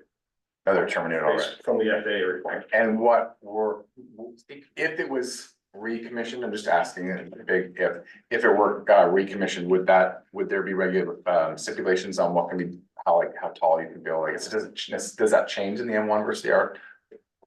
I'm not aware of any effort to make this back into an airport, and I don't know, it'd be hard to predict what type of vehicles or, what kind of aircraft, if there are any restrictions. Okay, and then the next question was, I mean, one of the big points that was raised, that I understood from my colleagues that had been presented was that there are significant setbacks because of flood and because of wetlands. So in some ways, I can't necessarily ask you, I could ask you, but you don't necessarily have to know the answer of what is going to be built there and what can be built there. But I guess my question is there a wetland delineation there now on record? So I have a wetland delineation, what was done at some time. We did not do it. I don't know all the history of it, but we are showing that there's a significant wetland back here. That area would be preserved. We know there are some wetlands here in this stream corridor beyond the limit of what we're asking to be rezoned, and the floodplain. There's a floodway limit here and a floodplain limit that comes out as far as here. So yes, we're aware of that. Those areas are regulated by your ordinance. And even more so now? Even more so now, regulated by NPDF stormwater requirements. So there's lots of regulations on this site. We think it does make, what doesn't make sense from a zoning standpoint is to think that the open field here, on one side you would put residential and on the other side you would put industrial. So we think what we're doing, and I think the Monroe County Planning Commission agreed, is to move this line to a point where there's a natural buffer and just adjust the lot line. Because I really think that this was decided more on the property line than on the actual, the existing features there. Okay. So that would allow development in this area, in these areas, out of the wetlands and out of. Do we have any way of seeing that wetland delineation? I'm curious of the parcel that's getting removed, how much is, that would be in question, how much is actually developable is what I'm just curious about. Well, I can tell you, we try to show that here schematically. This is the floodway right here. So the floodway very heavily restricted. Yeah, nothing. From development. This is the floodplain right here. Some limited developments. So nothing new. It's just the area which ponded and some wetland right here. The rest of this piece, this is an open field. This is wooded, along the rear lot line. So there is some area that can be developed and some area that would be restricted from development. So, but it looks like about a third of the lot.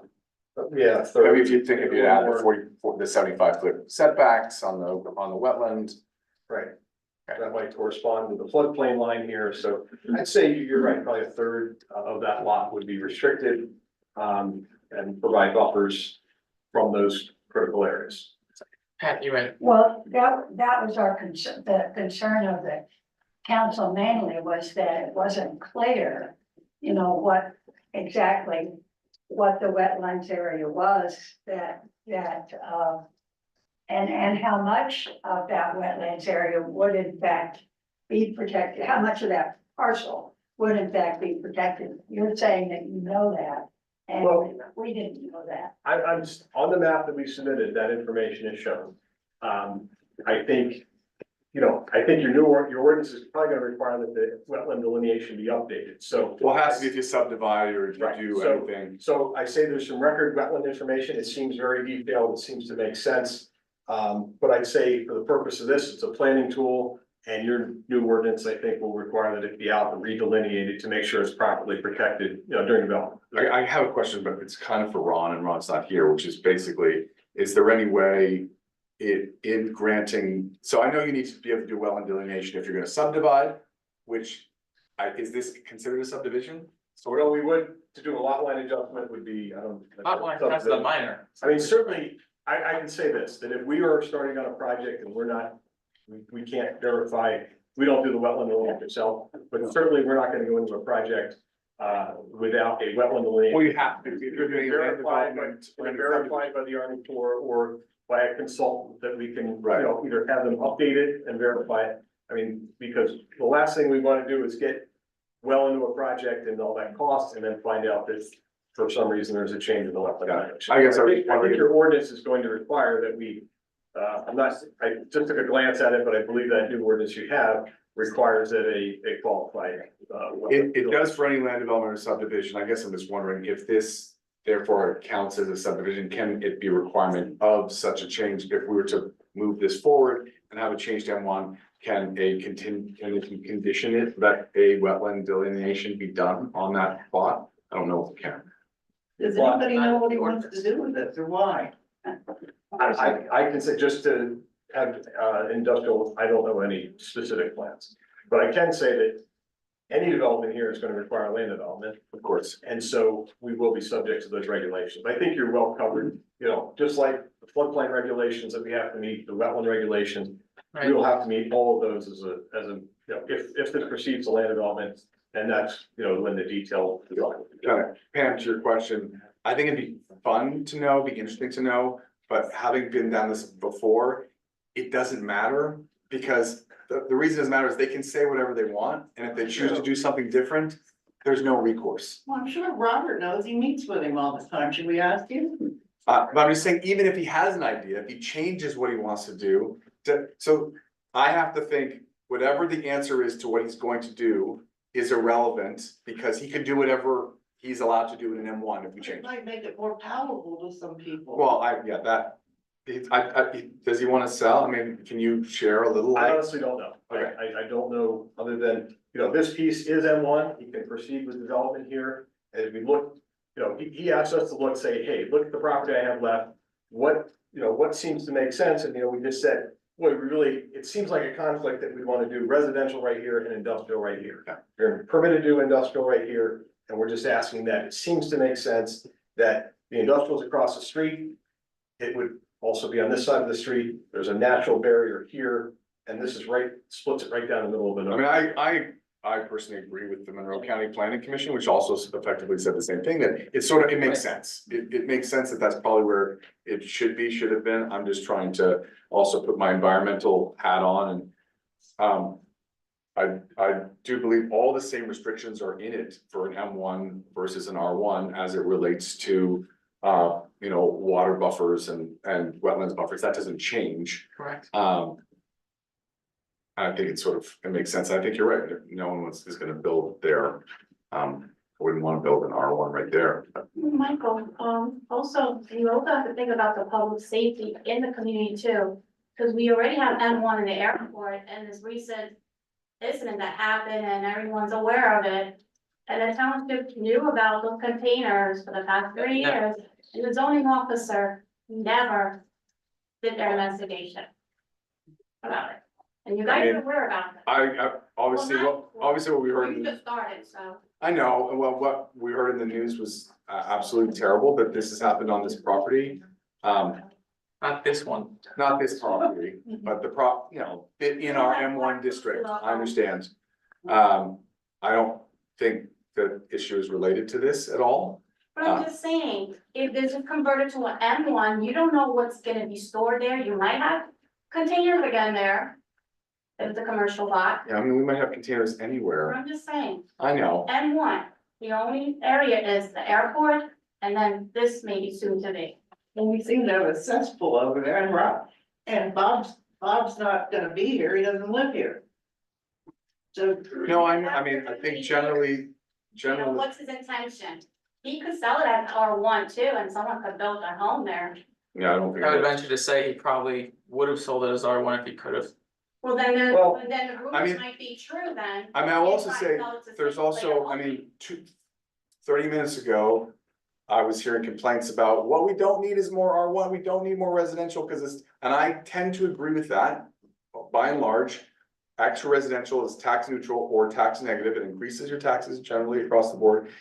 Doesn't increase the overall economic development. I think there's a general view that, I'm not saying we want the whole place to be M1, but it's valuable to have developed M1 in your community because it reduces everyone's taxes. It creates jobs, and because residential doesn't do either of those things. Those are two- But not in your backyard. How would you like to have it in your backyard? I understand, but this is where the M1 is. It's- Commercial or industrial for about 40 years, almost 50 But years. it's a mess. Nobody knows who owns what's going on. There's containers, there's. Well, and we also know that one of the reasons it hasn't been developed is because luckily for us, we also have incredible, strong wetlands requirements, which is why Black Buffalo is no longer doing anything there, is because they presented something and the planning commission said you can't do it because it's wetlands. That's Okay. why they didn't do it. They control their tenants then and monitor their tenants, what they're doing. They have poor property management then.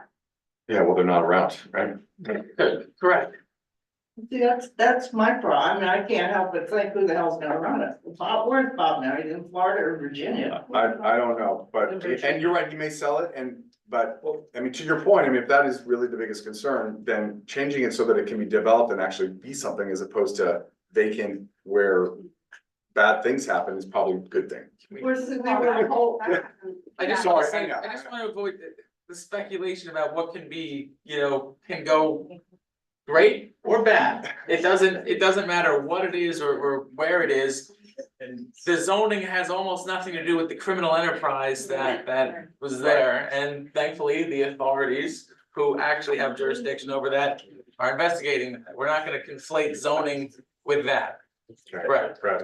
I spoke with a gentleman in Virginia and I asked him what plans he had, and he wasn't forthcoming. He said he might even be willing to sell to the township. There's an issue with this that I really would like to point out. This property that could potentially be developed by, if it's M1 or R1, but primarily M1, is right at the end of the airstrip. You put any kind of development in there, it completely eliminates the possibility that an airport can be resurrected. The owner of the airport has said he's willing to open it again. But if this is zone M1, we have a little bit of an opportunity here to exercise some judgment and some foresight. Well, but they shouldn't have abandoned. If they put any kind of M1 development in there, the airport can no longer be an airport. This The airport cannot be an airport right now. That's what I just asked him. It's already been decommissioned. That happens, that's just an FAA thing. It's either an airport or it's not, you decommission it. If they wanted to recommission it, they could. But the area, having an airport is a very valuable prospect. We gave it up, aviation through ups and downs, but if you put any development there, the planes can't land on top of a building, all right? And the nature of the community is changing. We're getting a train from New York. We're getting aviation going through a revolution with electric. And our not having an airport is something we need to consider carefully amongst the community. This one little zone change here, as much sense as it makes from the owner's point of view, he wants to wrap up and consolidate his thing. We have the opportunity to consider whether or not we ever want to have an airport in this area. And this little thing will completely can squash any development in that regard.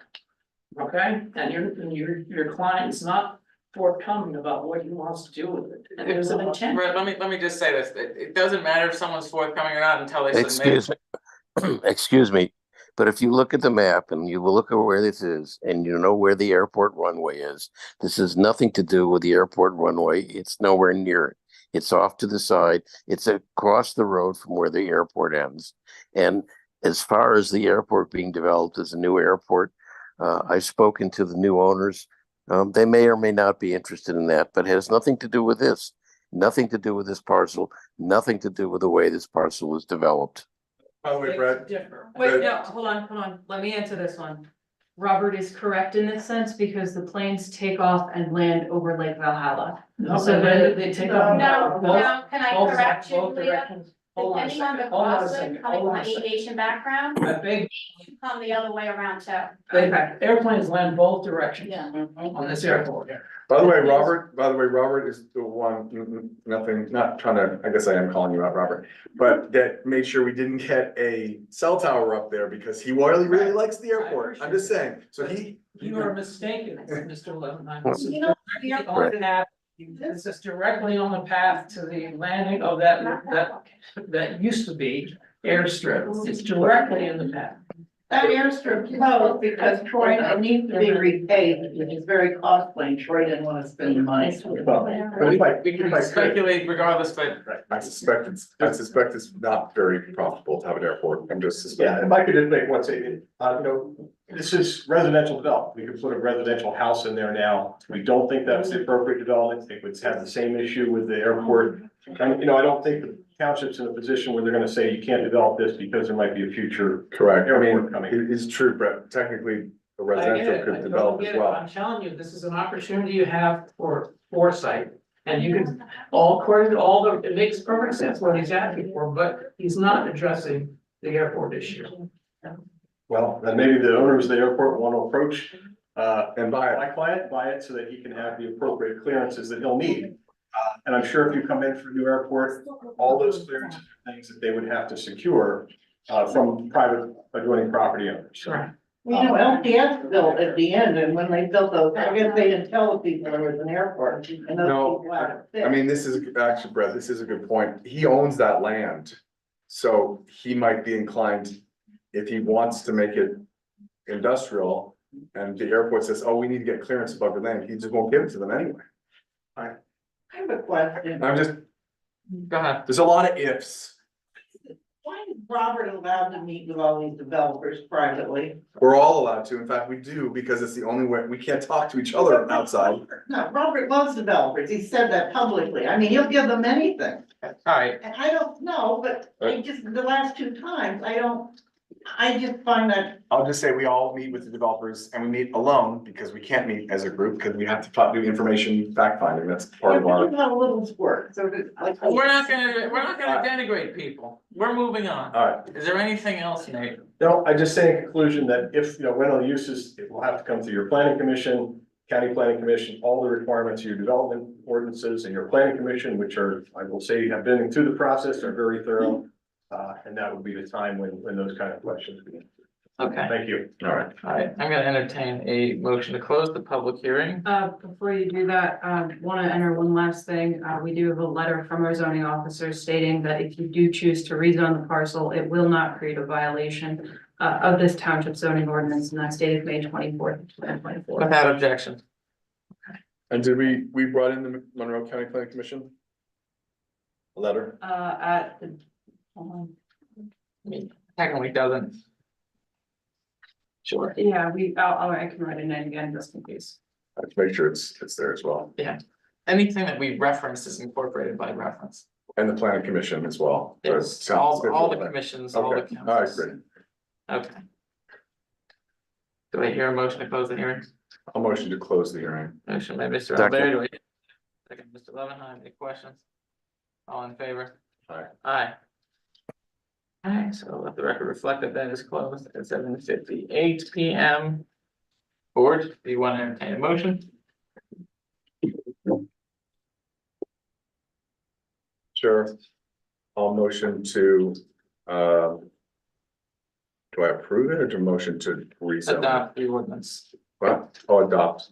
Yes. Motion to adopt the ordinance that rezones the parcel in question from R1 to M1. Motion by Mr. Albert, do I hear a second? Second, Second, Mr. Levenheim, question? All in favor? Wait, sorry, I do have one. Did you want to add some sort of contingency? Property owner? Can't do that. Right, sorry, I apologize. Yeah, that's what I wanted to add. All in favor? aye. Aye. Thank you. The planning commission will prepare a new map that will sign and get uploaded. Next is a discussion on park security. There's a couple of matters that we wanted to talk about, one of which was that this past weekend, among other times, there have been quite a few people in Broadhead Creek along Minnesink Park. On Sunday evening, Pennsylvania State Police responded at my call to deal with the overcrowding and the grilling that was a potential safety and fire risk over there, and was subsequently cleared before like 8 p.m. that day. I think that we have all talked about, at least for a number of years, having some sort of fee structure and potential change to make sure that we're going to limit the park's usage to avoid this issue going forward. We know that there's a liability risk in having people swimming. We've talked about that ad nauseum. We've had constables and private security. But it can't all be a constant. And I think that it's prudent to potentially consider doing something internal. Stroud Township limits parks to residents or county residents. Yeah, so, and my view on this. Well, We're not gonna do that. well, yeah, so there's a few issues. So one is sort of access and general access, and I've said this to other people. I mean, I'm a founding board member for a nonprofit called Come Alive Outside, which is all about encouraging people to access outdoor spaces. I can't in good consciousness. I was upset when the solution to too many people going to your park is to close the park. I don't think that's right. Agreed. I do think that we need to do something to address this issue. It is a question of garbage, it's a question, because this is not just use, this is abuse. I think because it is a township park, it warrants the possibility of. So, the water itself is not. No, the soccer field, I took pictures. Oh, I know, they're not township, I know, I understand that. They're outside. I understand that, that's where I'm going. I think, there are other townships that have parks in this county that charge fees for people that don't live in the 183. It can be hard to implement township specific, because it can be hard for people that are enforcing, but it's easier to do a zip code and limit it maybe to 183s, which will be like the whole county.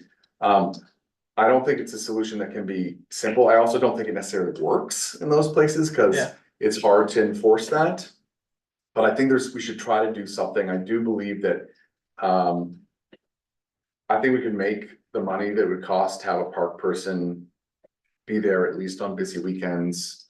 If we Because it's a seasonal issue. it's a seasonal issue. If we charge, people that live outside the 183, similar to what is done at Bushkill Falls, or was similar that is done at, I guess it's Scott Park in the. Stroud Township, all the Stroud Township parks. All the Stroud Townships, SR, Charlie outside of. I think it's a solution. I don't think it's gonna solve the problem. I think it'll mitigate a little bit and help a little bit. I don't think we can address it right now, but I think we should explore a mechanism by which we could have. The Stroud does like honor system you pay and Yeah. stuff. So does the Smithfield Beach. That can work if you have a ranger or a park person that's coming coming every hour and then being like, oh, there's 0 payment in here, Right. 50 people on the river. So obviously, that's a way to kick them out. That's not gonna work. Well, there has to be something there's no way I'm voting for, we're just close the parks to Correct. everyone except for soccer players. It's not. I have a concern. I was reading about all the beaches, California and Florida, that are just taken over with sewage. Yeah. You know how many sewage plants go in that creek? And I would think it'd be wise, that water be tested before anything, when you're letting people in there swimming. Well, okay. And anyway, no matter what, the sign's gonna stay up saying you're not supposed to swim because we have Correct. insurance liability issues. So Correct. if we wanna do that, we have to put a lifeguard, you have to put a number of things. So, right now, we're trying to figure out how do we address the security, the garbage. I'm sorry, you're the chair. Fine. Go ahead, Marguerite. Okay, I have just 2 questions. One is, you're taking money, okay, the township takes money from these traveling soccer groups, right? Do they pay the township to use the field? If it's part of like ESYA or something. Yeah, it basically pays for for the. Right, but what I'm lawn mowing. saying is you have all these other people Yeah. going in and parking and doing what they're doing, and then if the kids have games, half the parents can't even park in there for the kids to be using the soccer field, and they're paying a fee. Sure. I'm paying up, my daughter, like, she's there right now. Okay, and the second thing is, you guys passed a noise ordinance, okay? Who, on a Saturday or Sunday, do we as residents call for this noise ordinance? Because inside my house was bumping Yeah. from the music they were playing down there. Yeah, well, in this case, you had Jacob arrive, you had Julia arrive, neither of which are enforcement people. I'm On just telling- Saturday or Sunday, this is what I'm saying. I understand, I'm just saying, but we're hearing the concern, even though we're not supposed to be going out and enforcing per se. We're still out there, so I said, like, Julia's running to me with like spending hours out there cleaning our garbage. We know it's a problem, we're looking for solutions. Well, until then, I don't think you need security. And we have had security there. Go ahead, sir.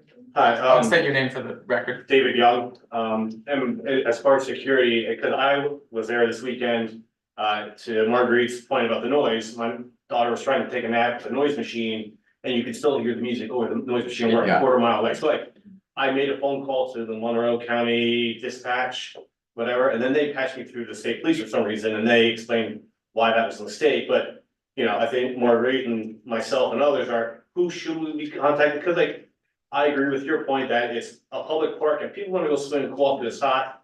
I think they should be allowed to, but there is reason and you have to be responsible people when you're doing that. So if they're not being responsible, i.e. breaking the noise ordinance and leaving behind trash, we need as residents and, you know, people who care about that area need to have an outlet to reach out to someone to go enforce it. Yeah, You and know, we're hoping you actually don't just need an outlet, but there's a solution so it doesn't. well, sure, yeah, you know, obviously you wanna prevent these things from happening, but in the meantime, until a solution is come up with and then enforced and put into action, that could be next year. Well, Exactly. so, you Contact know, us. well. Yeah. Well, no, well, so we're going to be utilizing, peacekeeping folks at the park.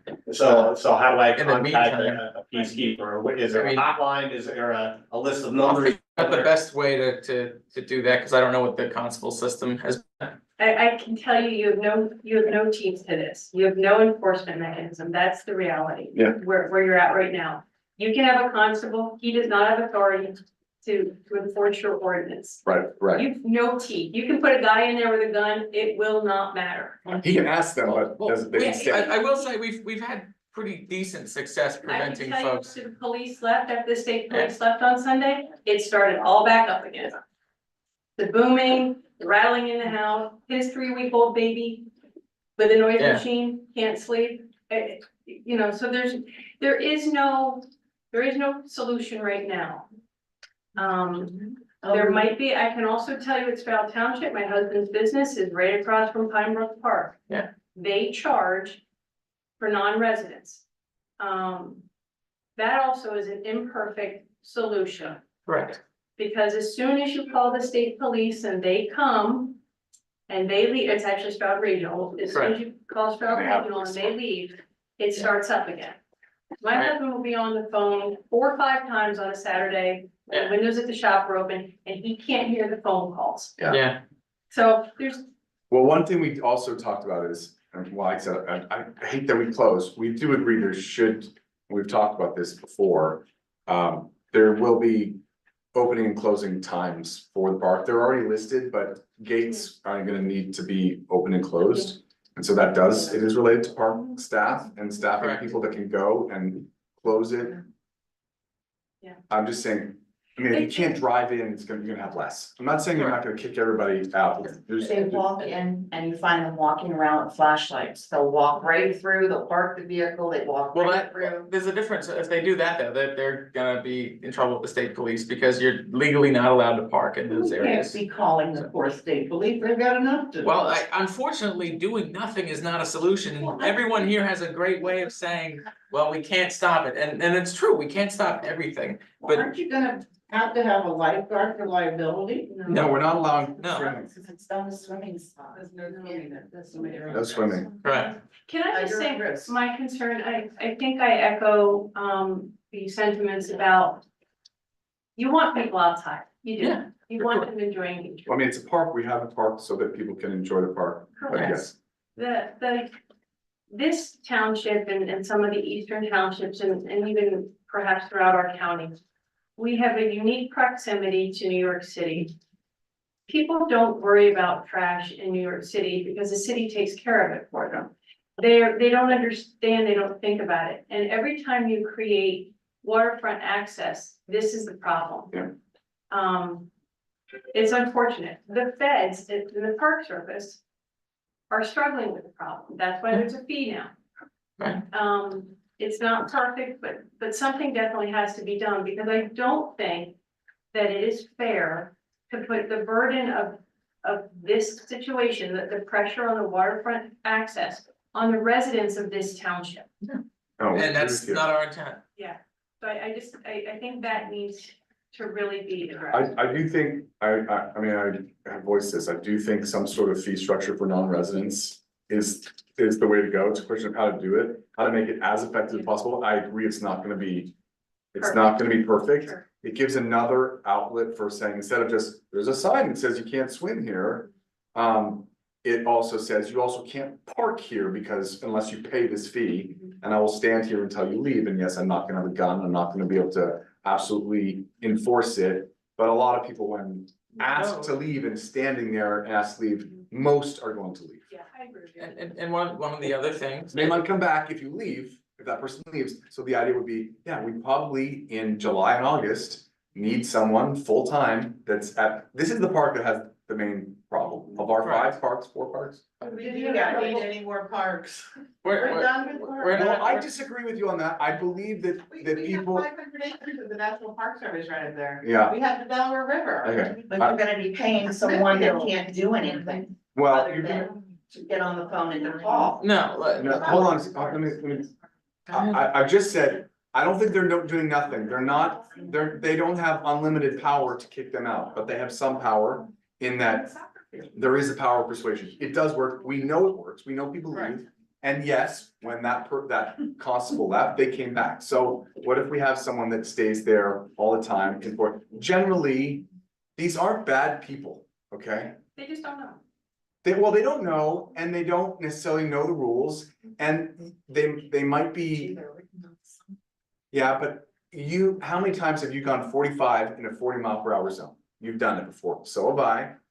And that people see that sign as, it's kind of not allowed. That's how it is. I'm just saying, these people aren't horrible people, and if someone is standing there. Again, there might be 5 people that say, give them the finger, and they say, I'm going anyway, and yeah, we're not gonna be able to stop them.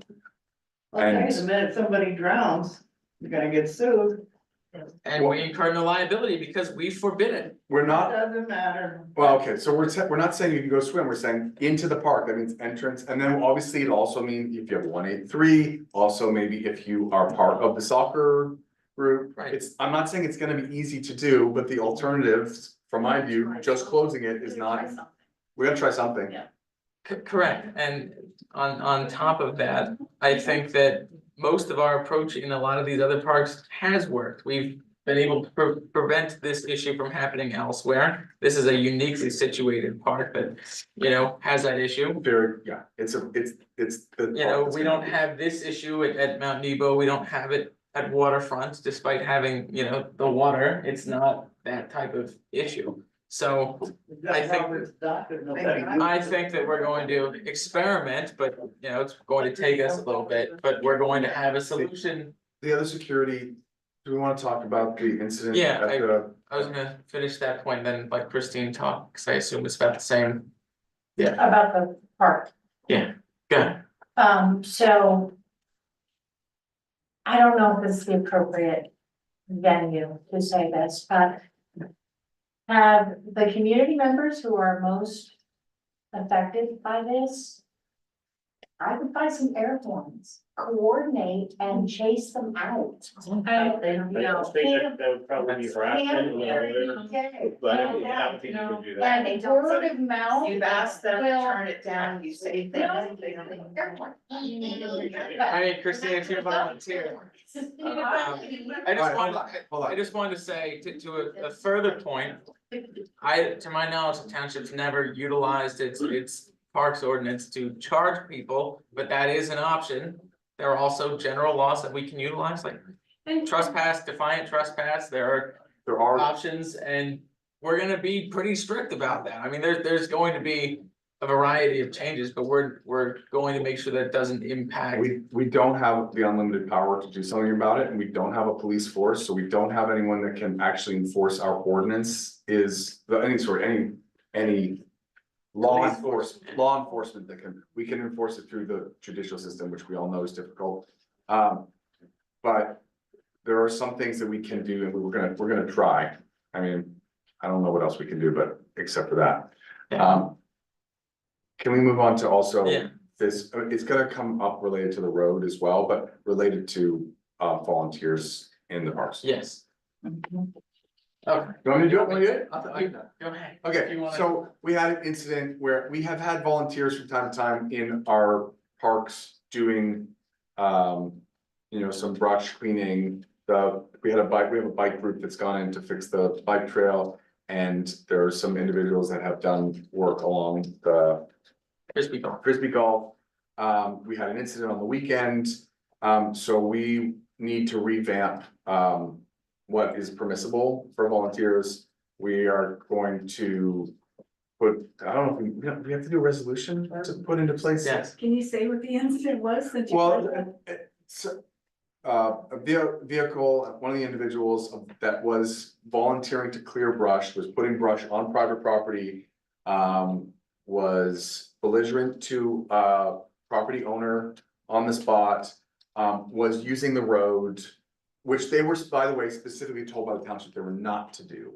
So, this individual, we've spoken with this individual, we need to decide how we're going to enforce for this individual, but in general, we want to sort of increase the requirements around how volunteers that are there supposedly in the name of the township, behave and what they sign, because right now it's been a little bit more sort of, I don't know what the word is. Well, I would say that Haphazard as it should be. we had clear authorization for the bike park group for PACT. This other They group, had agreement. right, we had an agreement established a few years ago, and typically a member of our staff, usually someone that does parks or public works, has been there along with them. right. One of the things we talked about in regards to this incident was requiring a staff member to be present when there's going to be a volunteer group doing that sort of work. We've also talked about making sure that there's a release of liability on the part of the volunteers. And we also were talking about how are we going to accept them, because volunteerism was awesome. We don't want to blanket reject it, but we also don't want to just accept everybody, because clearly anybody can be any type of way. And we've talked about doing some sort of screening techniques, with regard to the personnel part of the executive session. I don't know if we need to make a resolution. Do we have to make a resolution? Just ask Julia to come up with some standard operating procedures for making sure That there's. would be general township operation How policy. many volunteers do you have? There's probably like 7 of them that have gone out there. It's like 7 with that, and then it's upwards of like 10 to 20 with the bike park. There's people that in past have come and been like, oh, we want to clear the brush on, this walk, and they're gonna go. Volunteers are great. I'm not saying we don't want to have volunteers. We definitely want volunteers. But we just have to make sure that there's some documentation, there's a way to contact, and honestly, if there's formal cleaning of brush, that sort of thing, it can't be left just to volunteers, they have to be there with the staff. Right. I think that's where we can leave that for now. Unless there's any questions. We'll evaluate that. Okay. Next we have. Well, Oh, I'm sorry. it's kind of piggybacking in, because these two parks are so close together. Yeah. If you try to enforce something at the soccer fields with this golf course and bike track being next door, I would assume that those people will venture down the road and find a new parking spot or the private road or the soon to be private road and park there. So just keep that in mind when you're making a plan that there's gonna be a knock-on effect for these people to try to circumvent Yeah. whatever you're putting in place, which is just human nature. We've often retained folks to be at both because we've had that run around before. Yeah. I think we need to think about it as it relates to the charge, and maybe there's a way for groups that play at the disc golf to be waived at the fee, something like that. We have to think about all those things. Yeah, Yeah, there's some I just wanted logistics. to bring that up in case that, you know, when you're planning something else, yeah. No, much appreciated. It's definitely something that we're going to be probably working on for the next few months, but my hope is at least in the interim, before something formal comes down, we're going to make sure that we have folks there to protect, you know, parks and prevent those issues. And if need be, people are gonna get cited with violating the parks rules, and that it's not just, you know, a fine or whatever. You can potentially lose all of your parks privileges in the township and be on a blacklist. And to my knowledge, that's never been exercised before, but we're certainly willing when it comes to that. Okay, next is the consideration of selection of a proposal for Rivers Edge Bike Park DCNR grant. We received two proposals, one was from Barry Isett and the other was from T&M Associates. Alex Jackson emailed this to the board. Did he make a recommendation? He spoke very highly of both groups. We've worked with both. We do active work with both.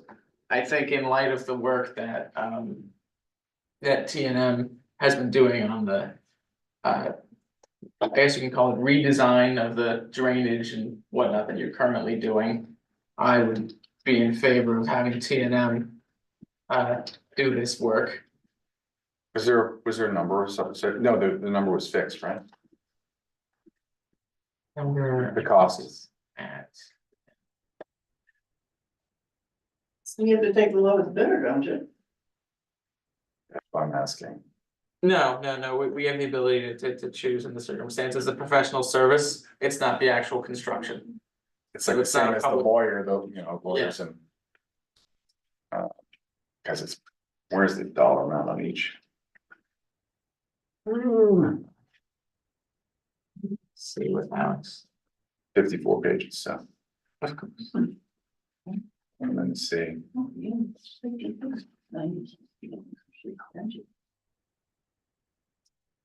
49, Right, and we had 50K, I think they're both like, oh, looks like. yeah. Come on. He does it, maybe, because I haven't done that. And Barry was,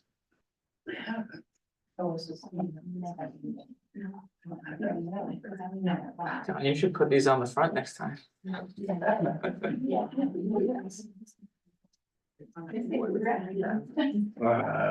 They want so much and. I wanna say that it's roughly equal because. I think they're both. Yeah, 49,993, it's because the max is 50 is what we got for the max. What was Barry's? Barry's is 49,993. Yeah, they're exactly the same amount. Yeah, pretty sure they, so I have no issue, I'm gonna move that we go with T&M. Motion. Motion by myself, do I hear a second? Robert, you still there? Robert, sign off, it's 2 AM in Spain. Oh, sorry. I will second the motion. To go with T&M. Any questions Any or questions? comments? They're both exactly the same. By the way, they're the exact same amount. Yeah, So you go T&M and that's what you, so. Yes, the motion was. yeah. All in favor? Aye. Aye. Okay. Public comment. Brett, All right. Thank you for letting me rant about the report. It's all right. About aviation. Anyway, oh, we appreciate it, so Robert's a pilot, he has a certain. but he's wrong about that. Anyway. For what it's worth, he actually had your exact position on it when Black Buffalo bought the property, Right, and evidently it died, but. but on another matter, Gaffey Drive, 209. Pulled up to the intersection, to look to my left, and there's a 3/4 ton pickup in full drifts, trying to stop instead of hitting me. And any pass on the right in an intersection, it's illegal within 100 feet of an intersection. So that every time anybody goes around on 209, they go around somebody into the intersection on the right-hand side, they're making an illegal turn. Yes. They're not legal. And the guy stopped, but then the guy behind him came around him, trying to get around me. That's, okay, now coming home, I'm coming from Gateway, and which is, now there's 2 lanes heading north from the Gateway. Yes, One they're all of them coming is a on the drag inside. race. One of the rides is a drag race. Yes. So you can get up to the front. And then I'm about ready to turn on Gaffey Drive, and somebody pulls out and passes going southbound 209. They're passing, heading towards the Gateway. There's no passing zone anywhere in that whole, anyway. What is happening with Gaffey Drive intersection? I mean, the reality is, so, do you, I've reached out to Email, PennDOT. yeah. I haven't heard back from them yet, but at the end of the day, that 209 intersection is entirely in their control. Chris did go look at it and said us putting any sort of signage on Gaffey is not going to stop people from being jerks on 209. And the real problem is people on 209. Right. Which is- So the township is not allowed to take any action. We're not allowed to put up signs. We can't do striping on the sides. We have no authority on that road. best solution Um, is potentially and- have PSP around, but um, that's on a case-by-case basis. So. I called PennDOT. They said this is not their issue, it's a township issue that's specific. They are incorrect in that matter, because if you have somebody on a state road who is illegally passing someone on a state road, it is not a township matter. It's violation of the PA vehicle code. What is an environmental guy Coming down. at an intersection? What? Is that what you hired him? No, Frank doesn't work for the township. Oh, okay. Alright, leave him alone, whatever. Any other comments? Vicky? Can you kind of give us a status of the cell tower, because we had extension until April of 2024. Have they filed again So, for can the extensions, or no? we have a cell tower, please? Are you talking? I have 0 service anywhere. Anyway, carry on. No, talking the Magic Cauldron one. They amended their, didn't they want relief? I don't remember. I think there was extension Which because they tower are we didn't have talking final. Magic Cauldron. Magic Cauldron, yeah, they're not done yet. We don't have any final They permitting. haven't applied for an extension, so is that considered dead, the project then? I wouldn't consider it dead. They have been very good about granting extensions in the past, so we'll double check, but Attorney Williams would have been the one to grant that waiver. Yeah, I will ask Ron. If anything from Richard about this, I remember last time. Would it be in mind? I don't think so. Yeah. Interesting. Are we in the public comments section? Yeah. Right, are we? Yeah. Yeah. So here's, so we had 2 public hearings. Christine, hold on just a moment. I have an answer. Yes, we have an extension of time until July 24th. For the Verizon wireless matter. Did you hear that? July 24th. On the line 24. Can you that- update that on the webpage then? No. I'm running a little bit behind on webpage updates because I've been out of the office. It might be, it might not be at this time. It will be. It's July by 24th. the end of next week. Go ahead, Christine. Okay. So we had 2 public hearings tonight, Yes, and one of them, well, they were both duly advertised in the Pocono Record. Julia mentioned on the draft ordinance 251 that the public hearing was also advertised on the website. That was not mentioned for ordinance number 250. Julia only reported that it was in the newspaper. the Pocono We're Record. required by law to advertise with the Pocono Record. We are not required by law to put it on our website. yeah, but Alex put that up. It has been on our website. Yes. Yeah, Say so again? if you go to resources, The wetlands you separate that is to open The township. Wetlands amendment is there, it is, yes, the Yeah. zoning map amendment was not there. And neither of them were posted on the front door when I came in. They're not required to be They're not posted on the required front door. either, You have to come inside because you're Okay, gonna take up all the window space. okay, so here's my It is. wish list. for the The website. zoning amendment is on the website. I'm looking at it right now. Projects. Yeah, Pocono Stroudsburg Airport. Is that the airport? Okay, Yes. I stand corrected, I apologize. Huh, it's all good. But in conjunction with that, anyway, unless you're specifically looking for something on the website, it's very hard to navigate and know what's coming up. You should have seen it 10 years ago. Yeah, I mean, I don't, There's been lots of improvements made and Yeah.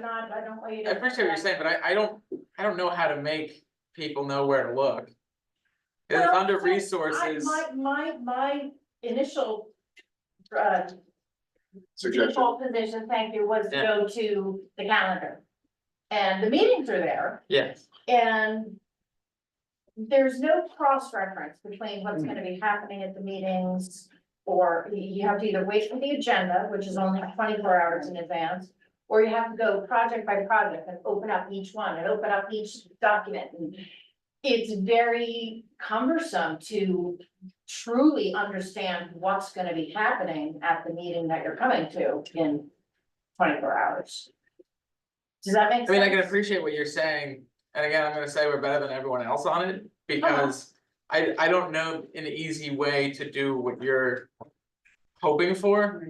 We're always striving to add more, like, to the meeting packet and, you know, things like that.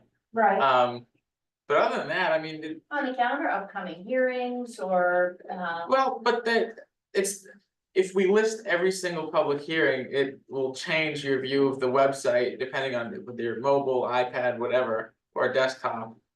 And the way in which it'll populate the calendar, one will take precedent over the other, or it'll be dual, and then you're not going to actually see what's on there. So we figured if people wanna see what's going on, they're gonna look at the agenda, and then they're gonna look at that, and if they're satisfied, great. If they're not, under the resources tab, open township projects, which is everything we're pursuing, and then open developer projects, which is whatever anyone else is pursuing.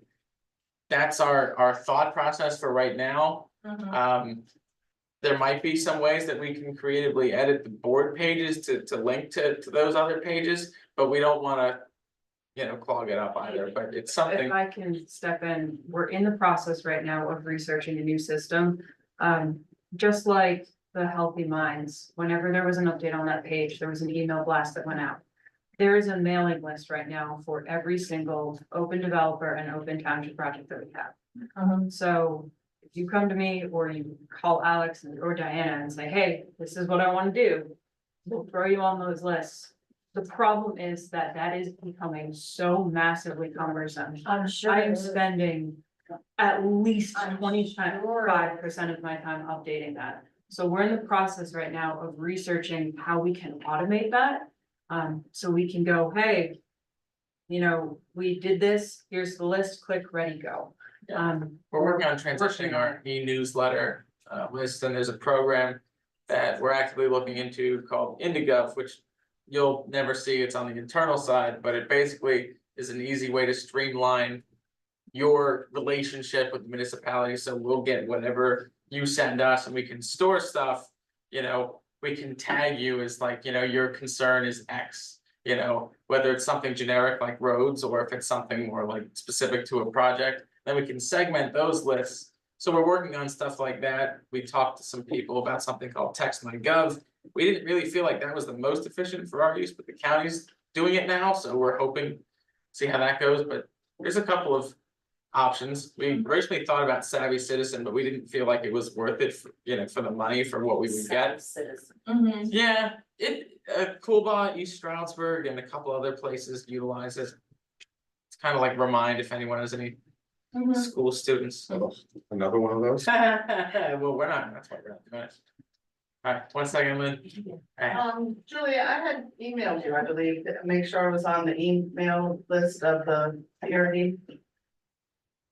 I think I called and left the voicemail, left in my email. I apologize, I've been out of the office for the last week, so I'm still catching up on quite a bit of things. I will. Maybe make a note, if you can just add me to that email list, but. Yeah, I'm sure you're on it, because there hasn't been anything. the last email that I have from you is March 27th of 2024. So regardless, I will add Yeah, you. okay. I think, I'm gonna email you tomorrow. I got your email, I'll do it right now. Lynn's gonna go next. And I had one other comment, Sure. during comment time, right? Yeah. You're good. Places that are like falling down, right down by the old Smith property there, that old house, I mean, the roof is caved in, it looks like it's gonna fall on the Hollow Road. Wouldn't that be like made to be cleaned up there? Robert, that would be under, what's his name? Shawnee Development, what's his name? Ted Hunter. Ted Hunter, Robert didn't want to force the issue. But that's, I mean. It's gonna fall right on the People road. driving on Hollow Road, I mean, it is really bad, that one, and then there's a couple up on Hollow Road, I mean, on Mosher's Knob that are also like. I know not many people drive that. Can you way, fill out our form that has the addresses so we have a record of it? I And can do then, that. all right, We need an ordinance. we do have. We have a blighted sport. And we have a dangerous structures ordinance. I mean, we have houses with grass up their knee. All right. You're gonna have bamboo coming up Hollow Road pretty soon. Hey, listen, it's been windy, maybe it's Okay. narrowed down. How do I get this complaint form? I will send it to you, but it's available on our website under the forms and documents. Forms and documents? We don't have too much time. Any Okay, other? thanks, guys. Yeah. I just wanted to quickly ask about the enforcement of noise ordinance, the status of that. Well, we're still working on, we had an issue with the company that was supposed to provide the second meter. We have the primary meter, so you can still certainly fill out those complaints, and we have had several, Okay. so go ahead. Jacob, I'd like to, in reference to what was in the paper today, Smithfield certainly should be embarrassed. Ask you why you never took care of this. Nobody ever looked into it. You were told for years. I'm just moving where I'm sitting. Why you ignored this? You probably could have prevented those girls being raped. All right, well, no one believes that, so But no, anything else? you were, no, wait a minute, this is serious. You didn't do your job. You were Hold told. on, Pam. What? I know you don't like it, it's because it's. No, the zoning officer's job is not to investigate criminal activity. That is under federal law. I'm just saying, if there's concern about, he's a zoning officer. I understand what you're saying. I mean, it's really, the story is incredibly sad. I think it's, And it didn't have to happen. And it's a shame that people are making it out to be something that it's not. It's not what, being raped? no, No. it's saying, trying to point fingers at the township's fault for enabling this to happen. That's. There are trucking containers just sitting there. I didn't even allow There are them. plenty of trucking containers elsewhere where that's not happening. It's not, we can't discern that. So what do That's you the say, come to job. Smithfield Township and screw everybody? No, what I'm saying, what I think, You're responsible for. I mean, Ron would say, Township is safe. if You're Ron not was, doing it. if Ron was here, he would say very specifically. If you're concerned about some criminal activity happening, call the police. That's who you call, because That's how they're we the get ones that are There responsible. was someone following them that was suspicious of the activity in Walmart and followed the car and called the police, and thank God they did, because then the Right. police came and rescued It's the those police people. that have the ability to address something like that. The zoning officer, I mean, if he sees, well, I don't know what are you hoping would happen? I mean, There are containers sitting there. The place is a pig pen. you're allowed to have containers on your So you're allowed. commercial property. Do you need permits to put them on your property? No, Maybe. No? there's no way for us to regulate that they're, when shipping containers are. That they're regulated by other means. I mean, they're temporary, you know, can we require things like that for a dumpster or something like that? Yes. Can we tell Ought to someone? be ashamed. If you were told, you should have gone over there and knocked on the door. That's what a good chairman would do. Any other public comments? Yeah, I have one. Can we get a new sign for Airport Road? Airport in Milford, it's been gone for, I don't know, a year now. Ma'am, yeah, and I have your name, please, Tiffany, great. Thank you. Like a street sign? Yeah, Oh. we can, yeah, easy. Cool, can it be big? How I wish. You were here the last meeting, we're updating the signage ordinance, so there will be specific We size. have like stop signs that are gigantic and then the. I wish that we could decide how big street signs were. All we can do is what color they are, unfortunately. Have red. Middle Smithfield did red so they could distinguish from PennDOT green. Like you can't see it, it's so many people. Should be reflective, too. Fly right by that. Yeah. All right, We'll definitely take care, we'll take care of it. Chris, Okay. that's Chris, right? I'll talk Yes. to Chris tomorrow. Anything else? Vicky? Vicky, last one. To Pam, what she was saying, when the drag racing were continuing and the complaint went to Ken numerous times. He could have gone out and stopped this guy with the drag racing too. He owned all those exotic sports cars there and there were drag racing. 1 o'clock in the morning, 2 o'clock in the morning, 3 o'clock in the morning, and everyone in Lake Bravo would hear this. I mean, that's not a code enforcement issue. It's the noise, so you're saying that's not a noise ordinance, but at that time, we didn't have a noise ordinance. Correct, so there's a distinction. Well, should we throw out our zoning and all our books? What the hell are we doing this for? We can do everything we can do, it doesn't matter. Sadly, not everyone has the answers like you do. Do Well, I I'll hear? tell you, if I sat in your seat, I would have my head hanging, thinking poor girls got raped because you didn't do what you. Well, I'm thankful that we're fine. Motion to. How do adjourn. people say different? All in favor of the motion to adjourn? Aye. Thank you. Where would you take her? The crazy thing is honestly, you have 50 people